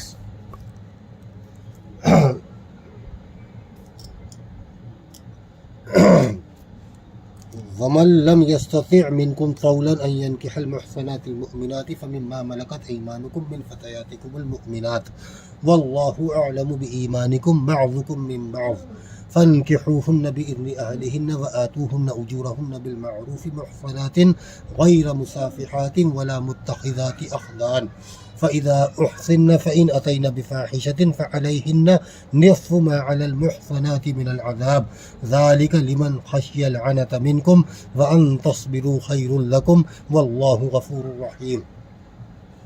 اور تم میں سے جو لوگ اس بات کی طاقت نہ رکھتے ہوں کہ آزاد مومن عورتوں سے نکاح کر سکیں تو وہ ان مومن کنیزوں سے نکاح کر سکتے ہیں یا ان مومن کنیزوں سے نکاح کر لیں جو تمہاری ملکیت میں ہو، اور اللہ کو تمہارے ایمان کی حالت خوب معلوم ہے، تم سب آپس میں ایک ہی تو ہو، پس ان کے مالکوں کی اجازت سے ان سے نکاح کر لو اور دستور کے مطابق ان کے مہر ان کو دے دو، وہ پاک دامن ہوں، نہ کہ بدکاری کرنے والی اور نہ ہی چوری چھپے آشنائی کرنے والی۔ پس حصار نکاح میں آنے کے بعد یعنی نکاح ہونے کے بعد، شادی ہونے کے بعد بھی اگر وہ بدکاری کی مرتکب ہوں تو ان کی سزا آزاد عورتوں کے لیے مقررہ سزا کی آدھی ہے۔ یہ تم میں سے ان لوگوں کے لیے ہے جن کو بند تقوی کے ٹوٹ جانے کا اندیشہ ہو، یعنی جن کو مشکل گناہ میں پڑ جانے کا اندیشہ ہو، ان کے لیے یہ بات ہے۔ کیا مطلب ہوا؟ مطلب یہ ہوا یہ تم میں سے ان لوگوں کے لیے ہے، یعنی یہ کنیزوں سے نکاح کی سہولت تم میں سے ان لوگوں کے لیے پیدا کی گئی ہے جن کو شادی نہ کرنے کی وجہ سے بند تقوی کے ٹوٹ جانے کا اندیشہ ہو، لیکن اگر تم صبر کرو تو یہ تمہارے لیے بہتر ہے۔ صبر کرو سے کیا مراد ہے؟ یعنی لیکن اگر تم کنیزوں سے نکاح سے گریز کر کے صبر کرو تو یہ تمہارے لیے بہتر ہے، اور اللہ بخشنے والا اور رحم فرمانے والا ہے۔ اللہ تعالیٰ نے اس آیت کے شروع میں فرمایا اور تم میں سے جو لوگ اس بات کی طاقت نہ رکھتے ہوں کہ آزاد مومن عورتوں سے نکاح کر سکیں تو وہ ان مومن کنیزوں سے نکاح کر سکتے ہیں جو تمہاری ملکیت میں ہوں۔ یہ اللہ تعالیٰ نے اجازت جو دی ہے باندیوں سے نکاح کرنے کی، کنیزوں سے نکاح کرنے کی اجازت جو دی ہے وہ مشروط دی ہے۔ مشروط مطلب شرط کے ساتھ دی ہے، کنڈیشنل اجازت ہے۔ شرط یہ ہے کہ تم میں سے جو لوگ اس بات کی طاقت نہ رکھتے ہوں، طاقت رکھنے سے کیا مراد ہے؟ مالی طاقت نہ رکھتے ہوں، مالی استطاعت نہ رکھتے ہوں، مالی مقدرت نہ رکھتے ہوں کہ آزاد مومن عورتوں سے نکاح کر سکے تو وہ ان مومن کنیزوں سے نکاح کر سکتے ہیں جو تمہاری ملکیت میں ہو۔ یہ ہے کنڈیشنل اجازت، مشروط اجازت۔ اچھا، یہ اجازت مشروط ہی ہے، اس بات کو پایا ثبوت تک مطلب اس بات کو یہ بات پختہ کر دیتی ہے کہ اللہ تعالیٰ نے جن لوگوں کو مشروط اجازت دی ہے نا ان سے بھی فرمایا یہ تم میں سے ان لوگوں کے لیے پیدا کی گئی ہے جن کو شادی نہ کرنے کی وجہ سے بند تقوی کے ٹوٹ جانے کا اندیشہ ہو، لیکن اگر تم کنیزوں سے نکاح سے گریز کر کے صبر کرو تو یہ تمہارے لیے بہتر ہے، اور اللہ بخشنے والا اور رحم فرمانے والا ہے۔ جن لوگوں کو اللہ نے باندیوں سے نکاح کرنے کی اجازت دی شرط کے ساتھ، کہ شرط کیا ہے کہ وہ آزاد مومن عورت سے نکاح کی طاقت نہیں رکھتے، مالی استطاعت نہیں رکھتے، ان کو اجازت دی، اور ان سے بھی یہ فرمایا کہ یہ کنیزوں سے نکاح کی صورت تم میں سے ان لوگوں کے لیے پیدا کی گئی ہے جن کو شادی نہ کرنے کی وجہ سے بند تقوی کے ٹوٹ جانے کا اندیشہ ہو، لیکن اگر تم صبر کرو یعنی کنیزوں سے نکاح سے گریز کر کے صبر کرو تو یہ تمہارے لیے بہتر ہے۔ یعنی جن کو اللہ نے اجازت دی ہے نا ان سے بھی فرمایا کہ اگر تم صبر کرو اور کنیزوں سے نکاح کرنے سے گریز ہی کرو تو یہ تو زیادہ بہتر ہے تمہارے حق میں۔ تو اس سے یہ بات پختہ ہو گئی کہ باندی سے نکاح کی اجازت جو ہے نا وہ صرف ان لوگوں کو ہے جو کہ آزاد مومن عورت سے نکاح کرنے کی استطاعت طاقت نہ رکھتے ہوں، مالی استطاعت نہ رکھتے ہوں، ان کو اجازت دی گئی ہے، اور ان سے بھی فرمایا یہی گیا ہے کہ اگر تم گریز کرو، اگر تمہیں اس بات کا اندیشہ ہے کہ تم گناہ میں پڑ جاؤ گے، صبر نہیں کر پاؤ گے تو اجازت ہے، ورنہ اگر اللہ تعالیٰ نے اجازت تو دی ہے لیکن اتنے غریب لوگوں سے جو کہ آزاد مومن عورت سے شادی نہیں کر سکتے ان سے بھی فرمایا کہ اگر تم اس سے گریز کرو تو بہتر ہے، یعنی باندی سے شادی مت کرو. اب آپ غور فرمائیں, اللہ نے یہاں پہ جو بات فرمائی ہے اس کے معنی یہ ہے کہ انسان یا تو آزاد عورت سے شادی کر سکتا ہے یا پھر مومن کنیز سے, دونوں سے نہیں کر سکتا. جو انسان آزاد عورت سے شادی کرنے کی, نکاح کرنے کی مالی استطاعت رکھتا ہے, اس کو اجازت نہیں ہے کہ باندی سے نکاح کرے. وہ آزاد عورت سے کرے گا تو باندی سے نہیں کر سکتا, اور باندی سے کرے تبھی کرے گا جبکہ آزاد عورت سے نہیں کر سکتا. یعنی کسی شخص کی بیوی یا تو آزاد عورت ہو سکتی ہے یا پھر باندی ہو سکتی ہے, دونوں نہیں ہو سکتی. اب اس آیت پہ جائیے, الا علی ازواجہم او ما ملکت ایمانہم, سوائے اپنی بیویوں کے یا اپنی ملکیت کی باندیوں کے. اس میں یا فرمایا تھا, یعنی اس آیت سے پتہ چلا کہ دونوں سے شادی نہیں ہو سکتی. جو انسان آزاد عورت سے شادی کرنے کی استطاعت رکھتا ہے وہ باندی سے شادی نہیں کر سکتا, نکاح نہیں کر سکتا. اگرچہ اس کی آزاد عورت سے شادی نہ بھی ہوئی ہو تب بھی نہیں کر سکتا. اجازت صرف اس کو ہے جو کہ مالی استطاعت نہ رکھتا ہو, اس حد تک غریب ہو, اس کو اجازت ہے کہ باندی سے شادی کر سکتا ہے. اور اس کو بھی ریکمینڈ یہی کیا گیا ہے کہ گریز کرو تو بہتر ہے. اب آگے دیکھیں اسی آیت کو, اور اللہ کو تمہارے ایمان کی حالت خوب معلوم ہے.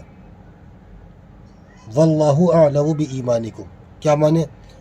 مطلب یہ ہے کہ کوئی مشرک عورت تھی, مشرکہ تھی, اب وہ باندی بن گئی. باندی بننے کے بعد وہ مسلم معاشرے میں رہی, وہ ایمان بھی لا سکتی ہے, بہت لاتی ہوں گی. اب وہ ایمان لے آئی تو انسان اس وقت بلا وجہ شک نہ کرے کہ یہ ایمان لائی ہے کہ نہیں, یہ مومن ہے یا مشرکہ تو نہیں ہے. اللہ تعالیٰ دلوں کا حال تو اللہ جانتا ہے.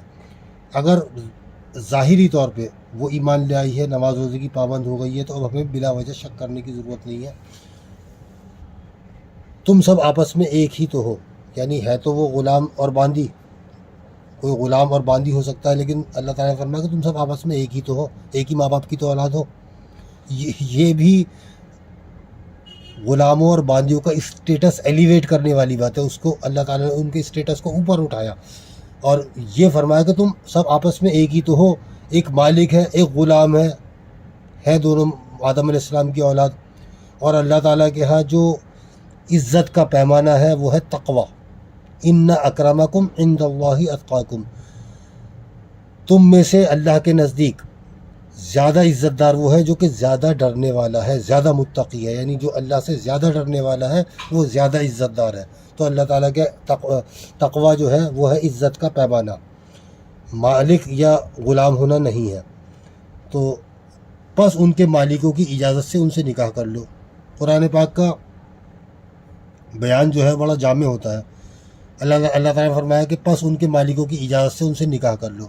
تو اس میں بات مضمر ہے کہ اگر کوئی شخص کسی باندی کا خود مالک ہے تو وہ خود سے شادی کر سکتا ہے, اس کو اجازت لینے کی ضرورت نہیں ہے. لیکن شرط یہی ہے کہ اگر وہ آزاد عورت سے شادی کرنے کی استطاعت نہیں رکھتا اور اس کی پہلے سے شادی نہیں ہوئی ہوئی تبھی کر سکتا ہے وہ, ورنہ مالک ہونے کے بعد بھی نہیں کر سکتا. صرف وہ کر سکتے ہیں جو کہ آزاد عورت سے نکاح کرنے کی استطاعت نہیں رکھتے, وہی کر سکتے ہیں. بس ان کے مالکوں کی اجازت سے ان سے نکاح کر لو اور دستور کے مطابق ان کے مہر ان کو دے دو, جو سوشلی ایکسیپٹیبل مہر ہے وہ دے دو. غریب آدمی, ظاہر بات ہے بہت غریب آدمی کرے گا تو سوشلی جو اس کے لیے جو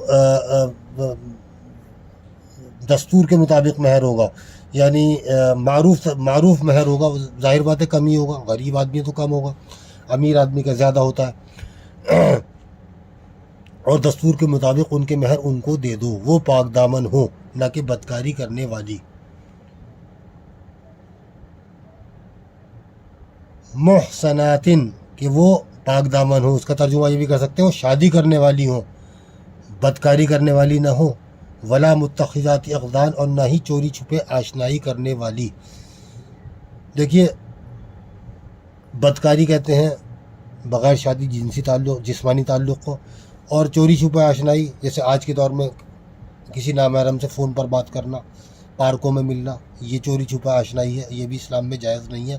تو اللہ تعالیٰ نے کنیزوں کے بارے میں فرمایا کہ وہ پاک دامن ہو، پاک باز ہو، پاک دامن ہو، محسناتن پاک دامن ہو، پاک باز ہو، غیر مصافحاتن بدکاری کرنے والی نہ ہو، ولا متخذات اقدان اور نہ ہی چوری چھپے آشنائیاں کرنے والی ہو۔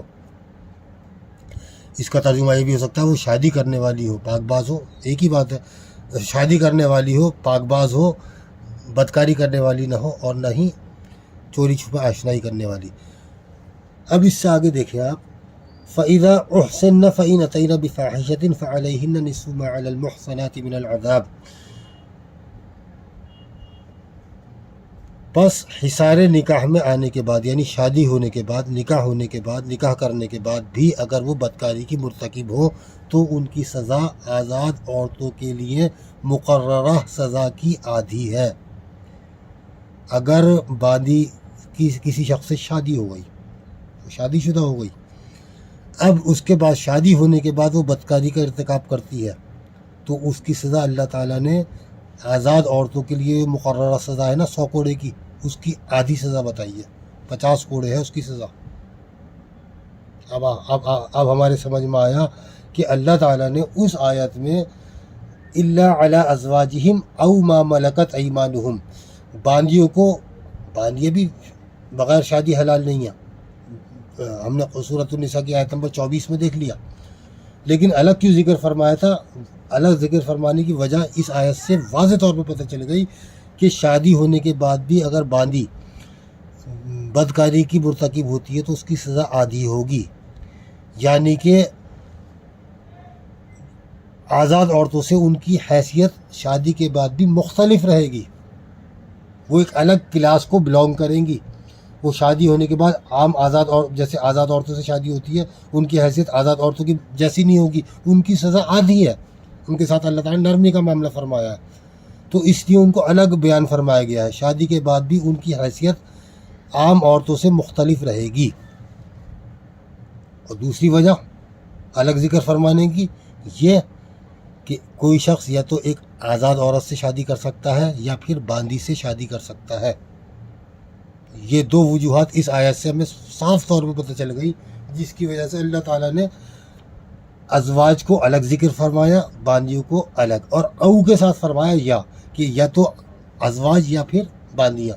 اور اس آیت سے ہمیں پتہ چل گیا کہ یا تو انسان آزاد عورت سے شادی کر سکتا ہے یا پھر باندی سے، اور باندی سے کر کون سکتا ہے؟ جو کہ آزاد عورت سے نکاح کرنے کی استطاعت نہ رکھتا ہو۔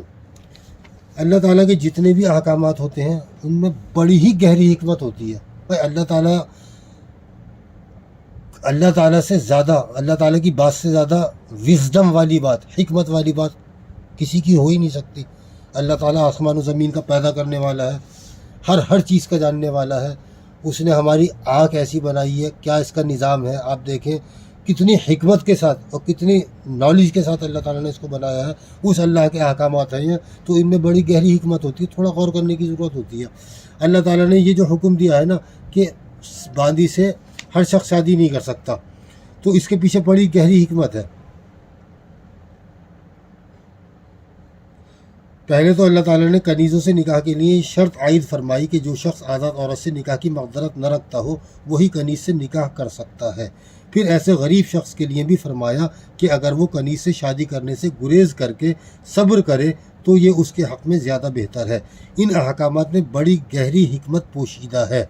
باندیاں سماج کے سب سے کمزور طبقے سے تعلق رکھتی ہیں اور اس بنا پر ان کے جنسی استحصال یعنی سیکشول ایکسپلائٹیشن کے امکانات بہت زیادہ ہوتے ہیں، اور ظاہر ہے کہ استحصال کی سب سے زیادہ استطاعت مالدار اور صاحب ثروت لوگ ہی رکھتے ہیں۔ اگر باندیوں سے شادی کرنا سب کے لیے حلال کر دیا جاتا تو اس بات کے قوی امکانات تھے کہ بہت سے ایسے مالدار لوگ جن کا اصل مقصد باندیوں سے شادی کر کے گھر بسانا نہیں بلکہ جنسی تسکین کا حصول ہوتا، اپنی مالداری کے بل پر شادی کی آڑ لے کر انہیں حاصل کرنے کے لیے کوشاں رہتے۔ اللہ تعالیٰ نے اس حد تک معاشی طور پر مستحکم لوگوں کو جو آزاد عورت سے شادی کرنے کی مقدرت رکھتے ہوں۔ باندی سے شادی کرنے کی اجازت نہیں دی۔ اجازت صرف ان لوگوں کو دی گئی ہے جو اس حد تک غریب ہوں کہ آزاد عورت سے شادی کرنے کی مالی استطاعت نہ رکھتے ہوں، اور ایسے غریب لوگوں سے بھی یہ فرما دیا ہے کہ اگر وہ باندی سے شادی کرنے سے گریز ہی کریں تو یہ ان کے حق میں زیادہ بہتر ہے۔ یہ بات بھی ہر انسان سمجھ سکتا ہے کہ معاشرے کا اس حد تک غریب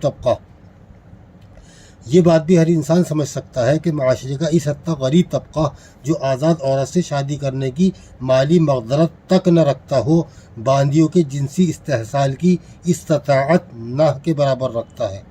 اس طبقے کے لوگ معاشرے کی رضامندی کے بغیر محض اپنے دم پر شادی بھی نہیں کر سکتے، اور جب باندی ایسے شخص کی اکیلی بیوی بنے گی تو اس بات کے بھی پورے امکانات ہیں کہ وہ اسے بیوی کے طور پر ہی رکھے گا اور اس کے ساتھ اپنا گھر بسائے گا، ورنہ مالدار لوگوں کے لیے تو اکثر معاملات میں باندی شادی کی آڑ میں صرف جنسی تسکین کا ایک ذریعہ ہی ہوتی۔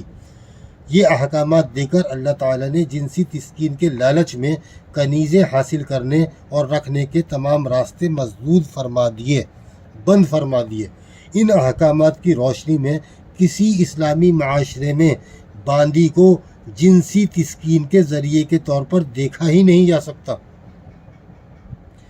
ایک اور یاد رکھنے کی بات یہ بھی ہے کہ مشرک کنیز سے نکاح تک کی اجازت نہیں ہے، لہذا اس سے جنسی تمتع کسی حال بھی جائز نہیں ہے۔ اس سے اگلی آیت سورۃ النساء کی آیت نمبر 26 آپ دیکھیے گا، میں نے وہ اسکرین پہ نہیں دکھا رہا میں اس کو آپ کو، آپ دیکھیے گا اس سے اگلی آیت یعنی سورۃ النساء کی آیت نمبر 26 میں اللہ تعالیٰ نے یہ بھی بتا دیا ہے کہ ہم سے پہلے جو لوگ گزر چکے ہیں، یعنی جو نیک لوگ گزر چکے ہیں، ان کے طریقے بھی یہی رہے ہیں، یعنی ان کے طریقے بھی یہ رہے کہ وہ ان کے لیے صرف شادی کے بعد کوئی بھی عورت حلال تھی، اور بغیر شادی کوئی بھی عورت حلال نہیں تھی، اور باندیاں بھی باندی بغیر نکاح حلال ہونا تو بہت دور کی بات ہے، باندی سے شادی کرنے تک کی ہر شخص کو اجازت نہیں ہے۔ اور یہ جو اکثر لوگ جو اس بات کو مانتے ہیں روایات کی بنیاد پہ کہ باندی بغیر نکاح ہی حلال ہے، وہ فوراً اس آیت کا حوالہ دیتے ہیں کہ والذین هم لفروجهم حافظون الا علی ازواجهم او ما ملکت ایمانهم فانهم غیر ملومین۔ ارے قرآن پاک کی اتنی آیات ہیں، متعلق آیات، ان کو کیا ہم سمجھ کے نہیں پڑھتے؟ ہم ان آیات کو اس لیے پیش کر دیتے ہیں کہ ہمارا جو پرسیپشن ہے وہ بنا ہوا ہے روایات کی بنیاد پہ۔ اب اس آیت کو دیکھیے، اب سورۃ النساء کی آیت نمبر 3 وَإِنْ خِفْتُمْ أَلَّا تُقْسِطُوا فِي الْيَتَامَىٰ فَانكِحُوا مَا طَابَ لَكُم مِّنَ النِّسَاءِ مَثْنَىٰ وَثُلَاثَ وَرُبَاعَ فَإِنْ خِفْتُمْ أَلَّا تَعْدِلُوا فَوَاحِدَةً أَوْ مَا مَلَكَتْ أَيْمَانُكُمْ ذَٰلِكَ أَدْنَىٰ أَلَّا تَعُولُوا۔ اور اگر تمہیں یہ اندیشہ ہو کہ تم یتیموں کے بارے میں انصاف سے کام نہیں لے سکو گے تو ان سے نکاح کرنے کے بجائے دوسری عورتوں میں سے جو تمہیں پسند ہو 2 3 4 سے نکاح کر لو۔ ہاں اگر تمہیں یہ خطرہ ہو کہ ان کے درمیان عدل نہ کر سکو گے تو ایک ہی عورت سے نکاح پر اکتفا کرو، یا ان کنیزوں سے نکاح کرو جو تمہاری ملکیت میں ہے۔ بے انصافی سے بچنے کے لیے یہ زیادہ قرین ثواب ہے۔ دیکھیے اس آیت میں بھی اللہ تعالیٰ نے وہی فرمایا کہ یا تو ایک عورت یا پھر باندی۔ اس آیت میں بھی یہ تھا والذین هم لفروجهم حافظون الا علی ازواجهم او ما ملکت ایمانهم، اس میں بھی یہی تھا۔ اور ابھی ہم نے سورۃ النساء کی آیت نمبر 25 دیکھی، اس میں بھی یہ اللہ نے بتایا کہ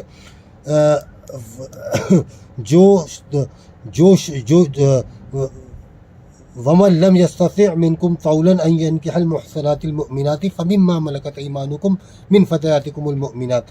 تم میں سے جو لوگ آزاد مومن عورتوں سے نکاح کی مقدرت نہ رکھتے ہو وہ باندی سے نکاح کر سکتے ہیں۔ تو وہ یا والی بات دیکھیے ہر جگہ ہے کہ آزاد مومن عورت یا پھر باندی، یہاں پہ بھی یا ہے۔ دیکھیے اور اگر تمہیں یہ اندیشہ ہو کہ تم یتیموں کے بارے میں انصاف سے کام نہیں لے سکو گے تو ان سے نکاح کرنے کے بجائے فَانكِحُوا تو نکاح کرو مَا طَابَ لَكُم مِّنَ النِّسَاء ان عورتوں میں سے ان سے جو تمہیں پسند ہو، مثنیٰ 2 سے، وثلاث 3 سے، یا ورباع یا 4 سے۔ فَإِنْ خِفْتُمْ أَلَّا تَعْدِلُوا اور اگر تمہیں اندیشہ ہو کہ تم عدل سے کام نہیں لے سکو گے، فواحدۃ تو ایک سے، یہ ایک سے کیا کرنا ہے؟ نکاح، او ما ملکت ایمانکم، یا پھر باندی سے، یعنی ایک سے نکاح کرو یا پھر باندی سے۔ دیکھیے جب اس کے ساتھ نکاح ہم انڈرسٹوڈ مانتے ہیں اور ہے انڈرسٹوڈ کہ دو دو سے، تین تین سے، چار چار سے، یا پھر ایک سے نکاح کرنا ہے، تو باندی سے بھی نکاح ہی کرنا ہے۔ اب یہ ایک اور آیت ہے سورۃ البقرہ کی آیت نمبر 221، وَلَا تَنْكِحُوا الْمُشْرِكَاتِ حَتَّى يُؤْمِنْ وَلَأَمَةٌ مُؤْمِنَةٌ خَيْرٌ مِّن مُّشْرِكَةٍ وَلَوْ أَعْجَبَتْكُمْ وَلَا تُنْكِحُوا الْمُشْرِكِينَ حَتَّى يُؤْمِنُوا وَلَعَبْدٌ مُّؤْمِنٌ خَيْرٌ مِّن مُّشْرِكٍ وَلَوْ أَعْجَبَكُمْ أُولَٰئِكَ يَدْعُونَ إِلَى النَّارِ وَاللَّهُ يَدْعُو إِلَى الْجَنَّةِ وَالْمَغْفِرَةِ بِإِذْنِهِ وَيُبَيِّنُ آيَاتِهِ لِلنَّاسِ لَعَلَّهُمْ يَتَذَكَّرُونَ۔ اور مشرک عورتوں سے اس وقت تک نکاح نہ کرو جب تک کہ وہ ایمان نہ لے آئیں، یقیناً ایک مومن باندی کسی بھی مشرک عورت سے بہتر ہے، خواہ تمہیں مشرکہ پسند ہی کیوں نہ ہو۔ مشرکہ سے نکاح تک کی اجازت نہیں ہے، تو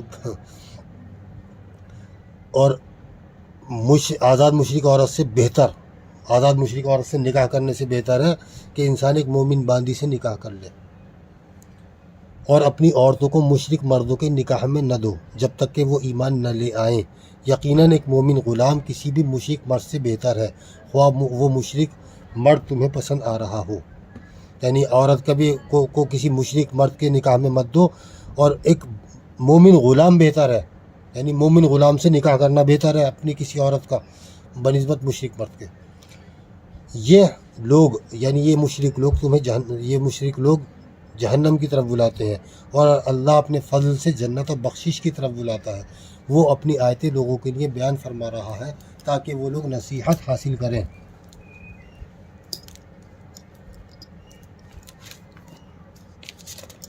تو آپ نے دیکھا ہوگا کہیں مطلب ہر جگہ نکاح کی بات ہے، کوئی تصور ہی نہیں ہے بغیر نکاح حلال ہونے کا۔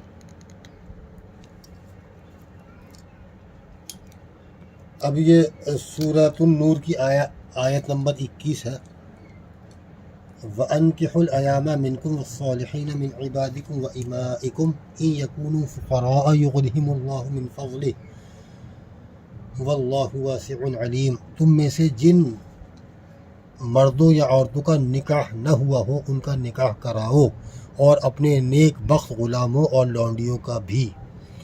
اگر وہ مفلس بھی ہوں گے تو اللہ تعالیٰ اپنے فضل سے انہیں غنی کر دے گا۔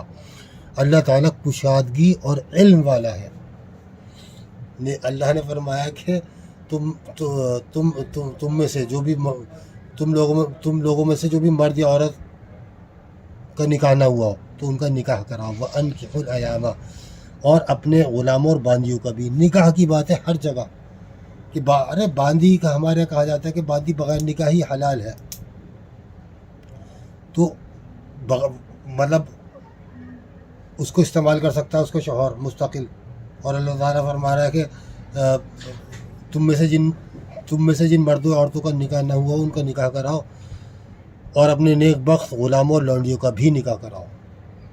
یا سورۃ النور کی آیت نمبر 33 ہے، وَلْيَسْتَعْفِفِ الَّذِينَ لَا يَجِدُونَ نِكَاحًا حَتَّى يُغْنِيَهُمُ اللَّهُ مِنْ فَضْلِهِ وَالَّذِينَ يَبْتَغُونَ الْكِتَابَ مِمَّا مَلَكَتْ أَيْمَانُكُمْ فَكَاتِبُوهُمْ إِنْ عَلِمْتُمْ فِيهِمْ خَيْرًا وَآتُوهُمْ مِنْ مَالِ اللَّهِ الَّذِي آتَاكُمْ وَلَا تُكْرِهُوا فَتَيَاتِكُمْ عَلَى الْبِغَاءِ إِنْ أَرَدْنَ تَحَصُّنًا لِتَبْتَغُوا عَرَضَ الْحَيَاةِ الدُّنْيَا وَمَنْ يُكْرِههُنَّ فَإِنَّ اللَّهَ مِنْ بَعْدِ إِكْرَاهِهِنَّ غَفُورٌ رَحِيمٌ۔ یہ سورۃ النور کی آیت نمبر 33 ہے۔ اور جن لوگوں کو نکاح کے مواقع میسر نہ ہو وہ لازماً پاک دامنی کے ساتھ رہیں یہاں تک کہ اللہ تعالیٰ انہیں اپنے فضل سے غنی کر دے۔ اور تمہارے غلاموں میں سے جو مکاتبت یعنی آزادی کی تحریر چاہتے ہیں، تو اگر تم ان کے اندر بھلائی یا صلاحیت پاؤ تو ان سے مکاتبت کر لو، اور ان کو اس مال میں سے بھی دو جو اللہ نے تمہیں دیا ہے۔ اور اگر تمہاری لونڈیاں پاک دامن رہنا چاہیں تو انہیں اپنے دنیاوی فائدے کے لیے بدکاری پر مجبور نہ کرو، اور جو کوئی ان کو مجبور کرے تو اس زبر کے بعد اللہ ان کے لیے غفور و رحیم ہے۔ ناظرین ذرا غور فرمائیں، اس آیت میں غلاموں کا بھی ذکر ہے، باندیوں لونڈیوں کا بھی ذکر ہے. اور اس آیت کی شروعات کیسے ہو رہی ہے؟ وَلْيَسْتَعْفِفِ الَّذِينَ لَا يَجِدُونَ نِكَاحًا حَتَّى يُغْنِيَهُمُ اللَّهُ مِنْ فَضْلِهِ، اور جن لوگوں کو نکاح کے مواقع میسر نہ ہوں وہ لازماً پاک دامنی کے ساتھ رہیں یہاں تک کہ اللہ تعالیٰ انہیں اپنے فضل سے غنی کر دے. اللہ تعالیٰ سے معاذ اللہ ثم معاذ اللہ غلطی کا صدور، بھول چوک کا صدور ممکن ہی نہیں ہے. اللہ تعالیٰ سے اللہ تعالیٰ نے جو بھی لفظ قرآن پاک میں استعمال فرمایا وہ پرفیکٹ استعمال فرمایا.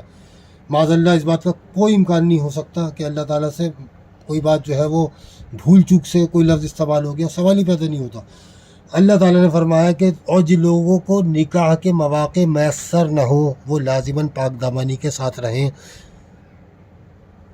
لفظ نکاح اللہ تعالیٰ نے استعمال فرمایا. اس آیت میں غلاموں کا بھی ذکر ہے، باندیوں کا بھی ذکر ہے، اور اس بات کا کوئی شائبہ موجود نہیں ہے، کوئی مطلب نہ ذکر ہے، نہ کوئی شائبہ ہے، نہ ہی کوئی قرینہ ہے کہ یہ جو اللہ کا حکم ہے کہ جن لوگوں کو نکاح کے مواقع میسر نہ ہو وہ لازماً پاک دامنی کے ساتھ رہیں.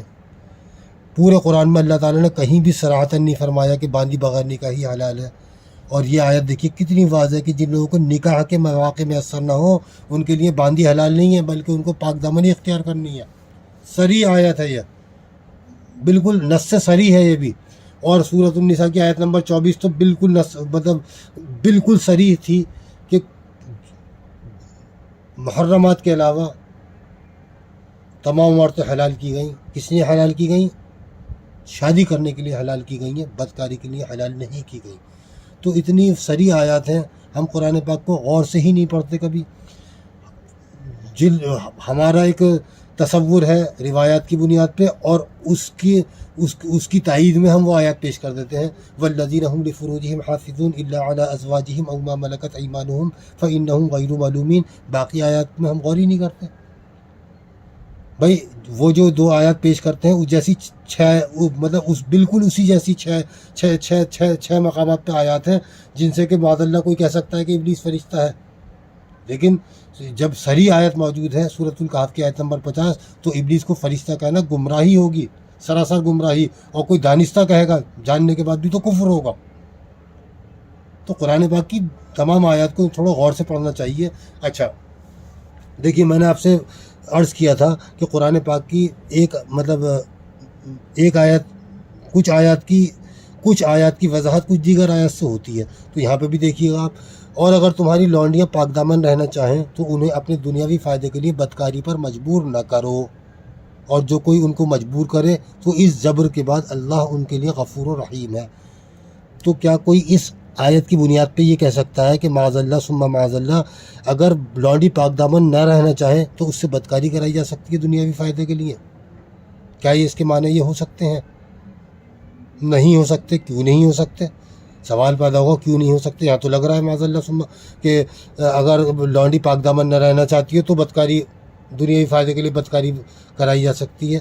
اللہ تعالیٰ نے فرمایا اور اگر تمہاری لونڈیاں پاک دامن رہنا چاہیں تو انہیں اپنے دنیاوی فائدے کے لیے بدکاری پر مجبور نہ کرو. کیوں؟ کیونکہ قرآن کی دیگر آیات اس بات کی صراحت کر دیتی ہیں کہ یہاں اس مفہوم کی گنجائش ہے ہی نہیں. قرآن پاک کی دیگر آیات اس مفہوم کی گنجائش کو پوری طرح ختم کر دیتی ہیں کہ اگر لونڈیاں پاک دامن نہ رہنا چاہیں تو ان سے بدکاری کرائی جا سکتی ہے. دیگر آیات سے اس بات کی صراحت ہو جاتی ہے کہ اس مفہوم کی کوئی گنجائش ہی نہیں ہے. پہلی بات تو یہ کہ اس آیت کی شروعات یہ ہوئی کہ یہاں سے ہوئی ہے کہ اور جن لوگوں کو نکاح کے مواقع میسر نہ ہو وہ لازماً پاک دامنی کے ساتھ رہیں. قرآن پاک میں اللہ تعالیٰ نے فرمایا قل انما حرم ربی الفواحش ما ظہر منها وما بطن. کہہ دیے کہ میرے رب نے کھلی اور چھپی ہر طرح کی بے حیائی کو حرام کر دیا ہے. کھلی اور چھپی ہر طرح کی بے حیائی. چھپی بے حیائی ہوتا ہے دل میں برا خیال لانا، یہ تک حرام ہے. تو باندی سے اگر باندی پاک دامن نہ رہنا چاہے تو اس سے بدکاری کرانا تو صریح طور پہ حرام ہوگا. اس کے علاوہ اللہ تعالیٰ نے فرمایا ولا تقربوا الزنا انه كان فاحشة وساء سبیلا. اور زنا کے قریب تک مت جاؤ، یقیناً یہ بے حیائی اور بہت ہی برا راستہ ہے. پھر اللہ تعالیٰ نے زانی اور زانیہ کی سزا 100 کوڑے متعین کی ہے، مقرر فرمائی ہے. تو ان آیات کی مطلب وہ آیات اس بات کی مطلب اس مفہوم کی گنجائش بالکل ختم کر دیتی ہیں. تو قرآن پاک کی ایک آیت کی تفسیر دوسری آیت سے ہو جاتی ہے. اچھا، تو یہاں اللہ تعالیٰ نے پاک دامن رہنے کی خواہش کا ذکر کیوں فرمایا؟ اس لیے فرمایا ان آیات کی روشنی میں ہمیں پتہ لگتا ہے کہ یہاں اور اگر تمہاری لونڈیاں پاک دامن رہنا چاہیں تو انہیں اپنے دنیاوی فائدے کے لیے بدکاری پر مجبور نہ کرو، اور جو کوئی ان کو مجبور کرے تو اس زبر کے بعد اللہ ان کے لیے غفور و رحیم ہے. تو یہاں پاک دامن رہنے کی خواہش کا ذکر اللہ تعالیٰ نے اس لیے فرمایا کہ اگر کوئی باندی یا لونڈی پاک دامن رہنا چاہتی ہے، دل سے پاک دامن رہنا چاہتی ہے، اور اس کو کوئی اس کا مالک مجبور کر دیتا ہے، بالکل مجبور کر دیتا ہے بدکاری کرنے پہ، تو اللہ تعالیٰ ان کے لیے غفور و رحیم ہے. پاک دامن رہنے کی خواہش، پاک دامنی کی خواہش بہت ہی وائٹل ہے اللہ تعالیٰ کے مواخذے سے بچنے کے لیے، اس لیے اللہ تعالیٰ نے اس کو یہاں ذکر فرمایا. تو قرآن پاک کی ایک آیت کی تفسیر جو ہے وہ دیگر آیات سے ہو جاتی ہے. اب آپ یہ دیکھیے گا کہ یہ آیات ہیں سورۃ الاحزاب کی آیت نمبر 50 ہے. یہ آپ صلی اللہ علیہ وسلم کے تعلق سے اللہ تعالیٰ نے نازل فرمائی. یہ آپ دیکھیے، یا ایھا النبی انا احللنا لک ازواجک اللاتی آتیت اجورہن وما ملکت یمینک مما افاء اللہ علیک وبنات عمک وبنات عماتک وبنات خالک وبنات خالاتک اللاتی ہاجرن معک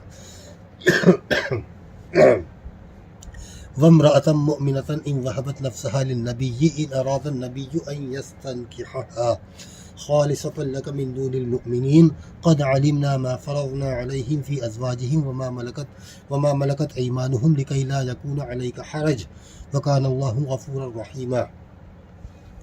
اے نبی صلی اللہ علیہ وسلم، ہم نے تمہارے لیے حلال کر دی تمہاری وہ بیویاں جن کے مہر تم نے ادا کر دیے ہیں، اور وہ عورتیں جو اللہ کی عطا کردہ لونڈیوں میں سے تمہاری ملکیت میں آئیں، اور تمہاری وہ چچا زاد اور پھوپھی اور تمہاری چچا کی بیٹیاں اور پھوپھی کی بیٹیاں. ترجمہ یہ لکھ دیا ہے کہ چچا زاد اور پھوپھی زاد اور ماموں زاد اور خالہ زاد بہنیں تو ہم کہہ دیتے ہیں اردو میں، لیکن یہاں ہے چچا کی بیٹیاں، پھوپھی کی بیٹیاں، شادی ان سے حلال ہے، تو بہنیں تو ان کو کہنا مناسب نہیں ہے. چچا کی بیٹیاں، پھوپھی کی بیٹیاں، ماموں کی بیٹیاں، خالہ کی بیٹیاں، یہ سب حلال ہیں جنہوں نے تمہارے ساتھ ہجرت کی ہے. آپ صلی اللہ علیہ وسلم کے ساتھ چچا کی بیٹیوں نے، پھوپھی کی بیٹیوں، ماموں کی بیٹیوں، خالہ کی بیٹیوں نے جنہوں نے ہجرت کی، وہ سب حلال ہیں. اور وہ مومن عورت جس نے اپنے آپ کو نبی کے لیے ہبہ کیا ہو، اگر نبی اسے نکاح میں لینا چاہے، یعنی کسی نے ہبہ کر دیا، یعنی یہ آفر کر دیا کہ میں بغیر مہر کے ہی اپنا آپ کو آپ صلی اللہ علیہ وسلم کے نکاح میں دینے کے لیے تیار ہوں، تو اگر آپ صلی اللہ علیہ وسلم اس سے نکاح کرنا چاہیں تو نکاح کر سکتے ہیں، حلال ہے وہ عورت. دیگر مومنوں کے سوا یہ خالصتاً آپ کے لیے ہے، یعنی تمہارے آپ صلی اللہ علیہ وسلم کے لیے ہے.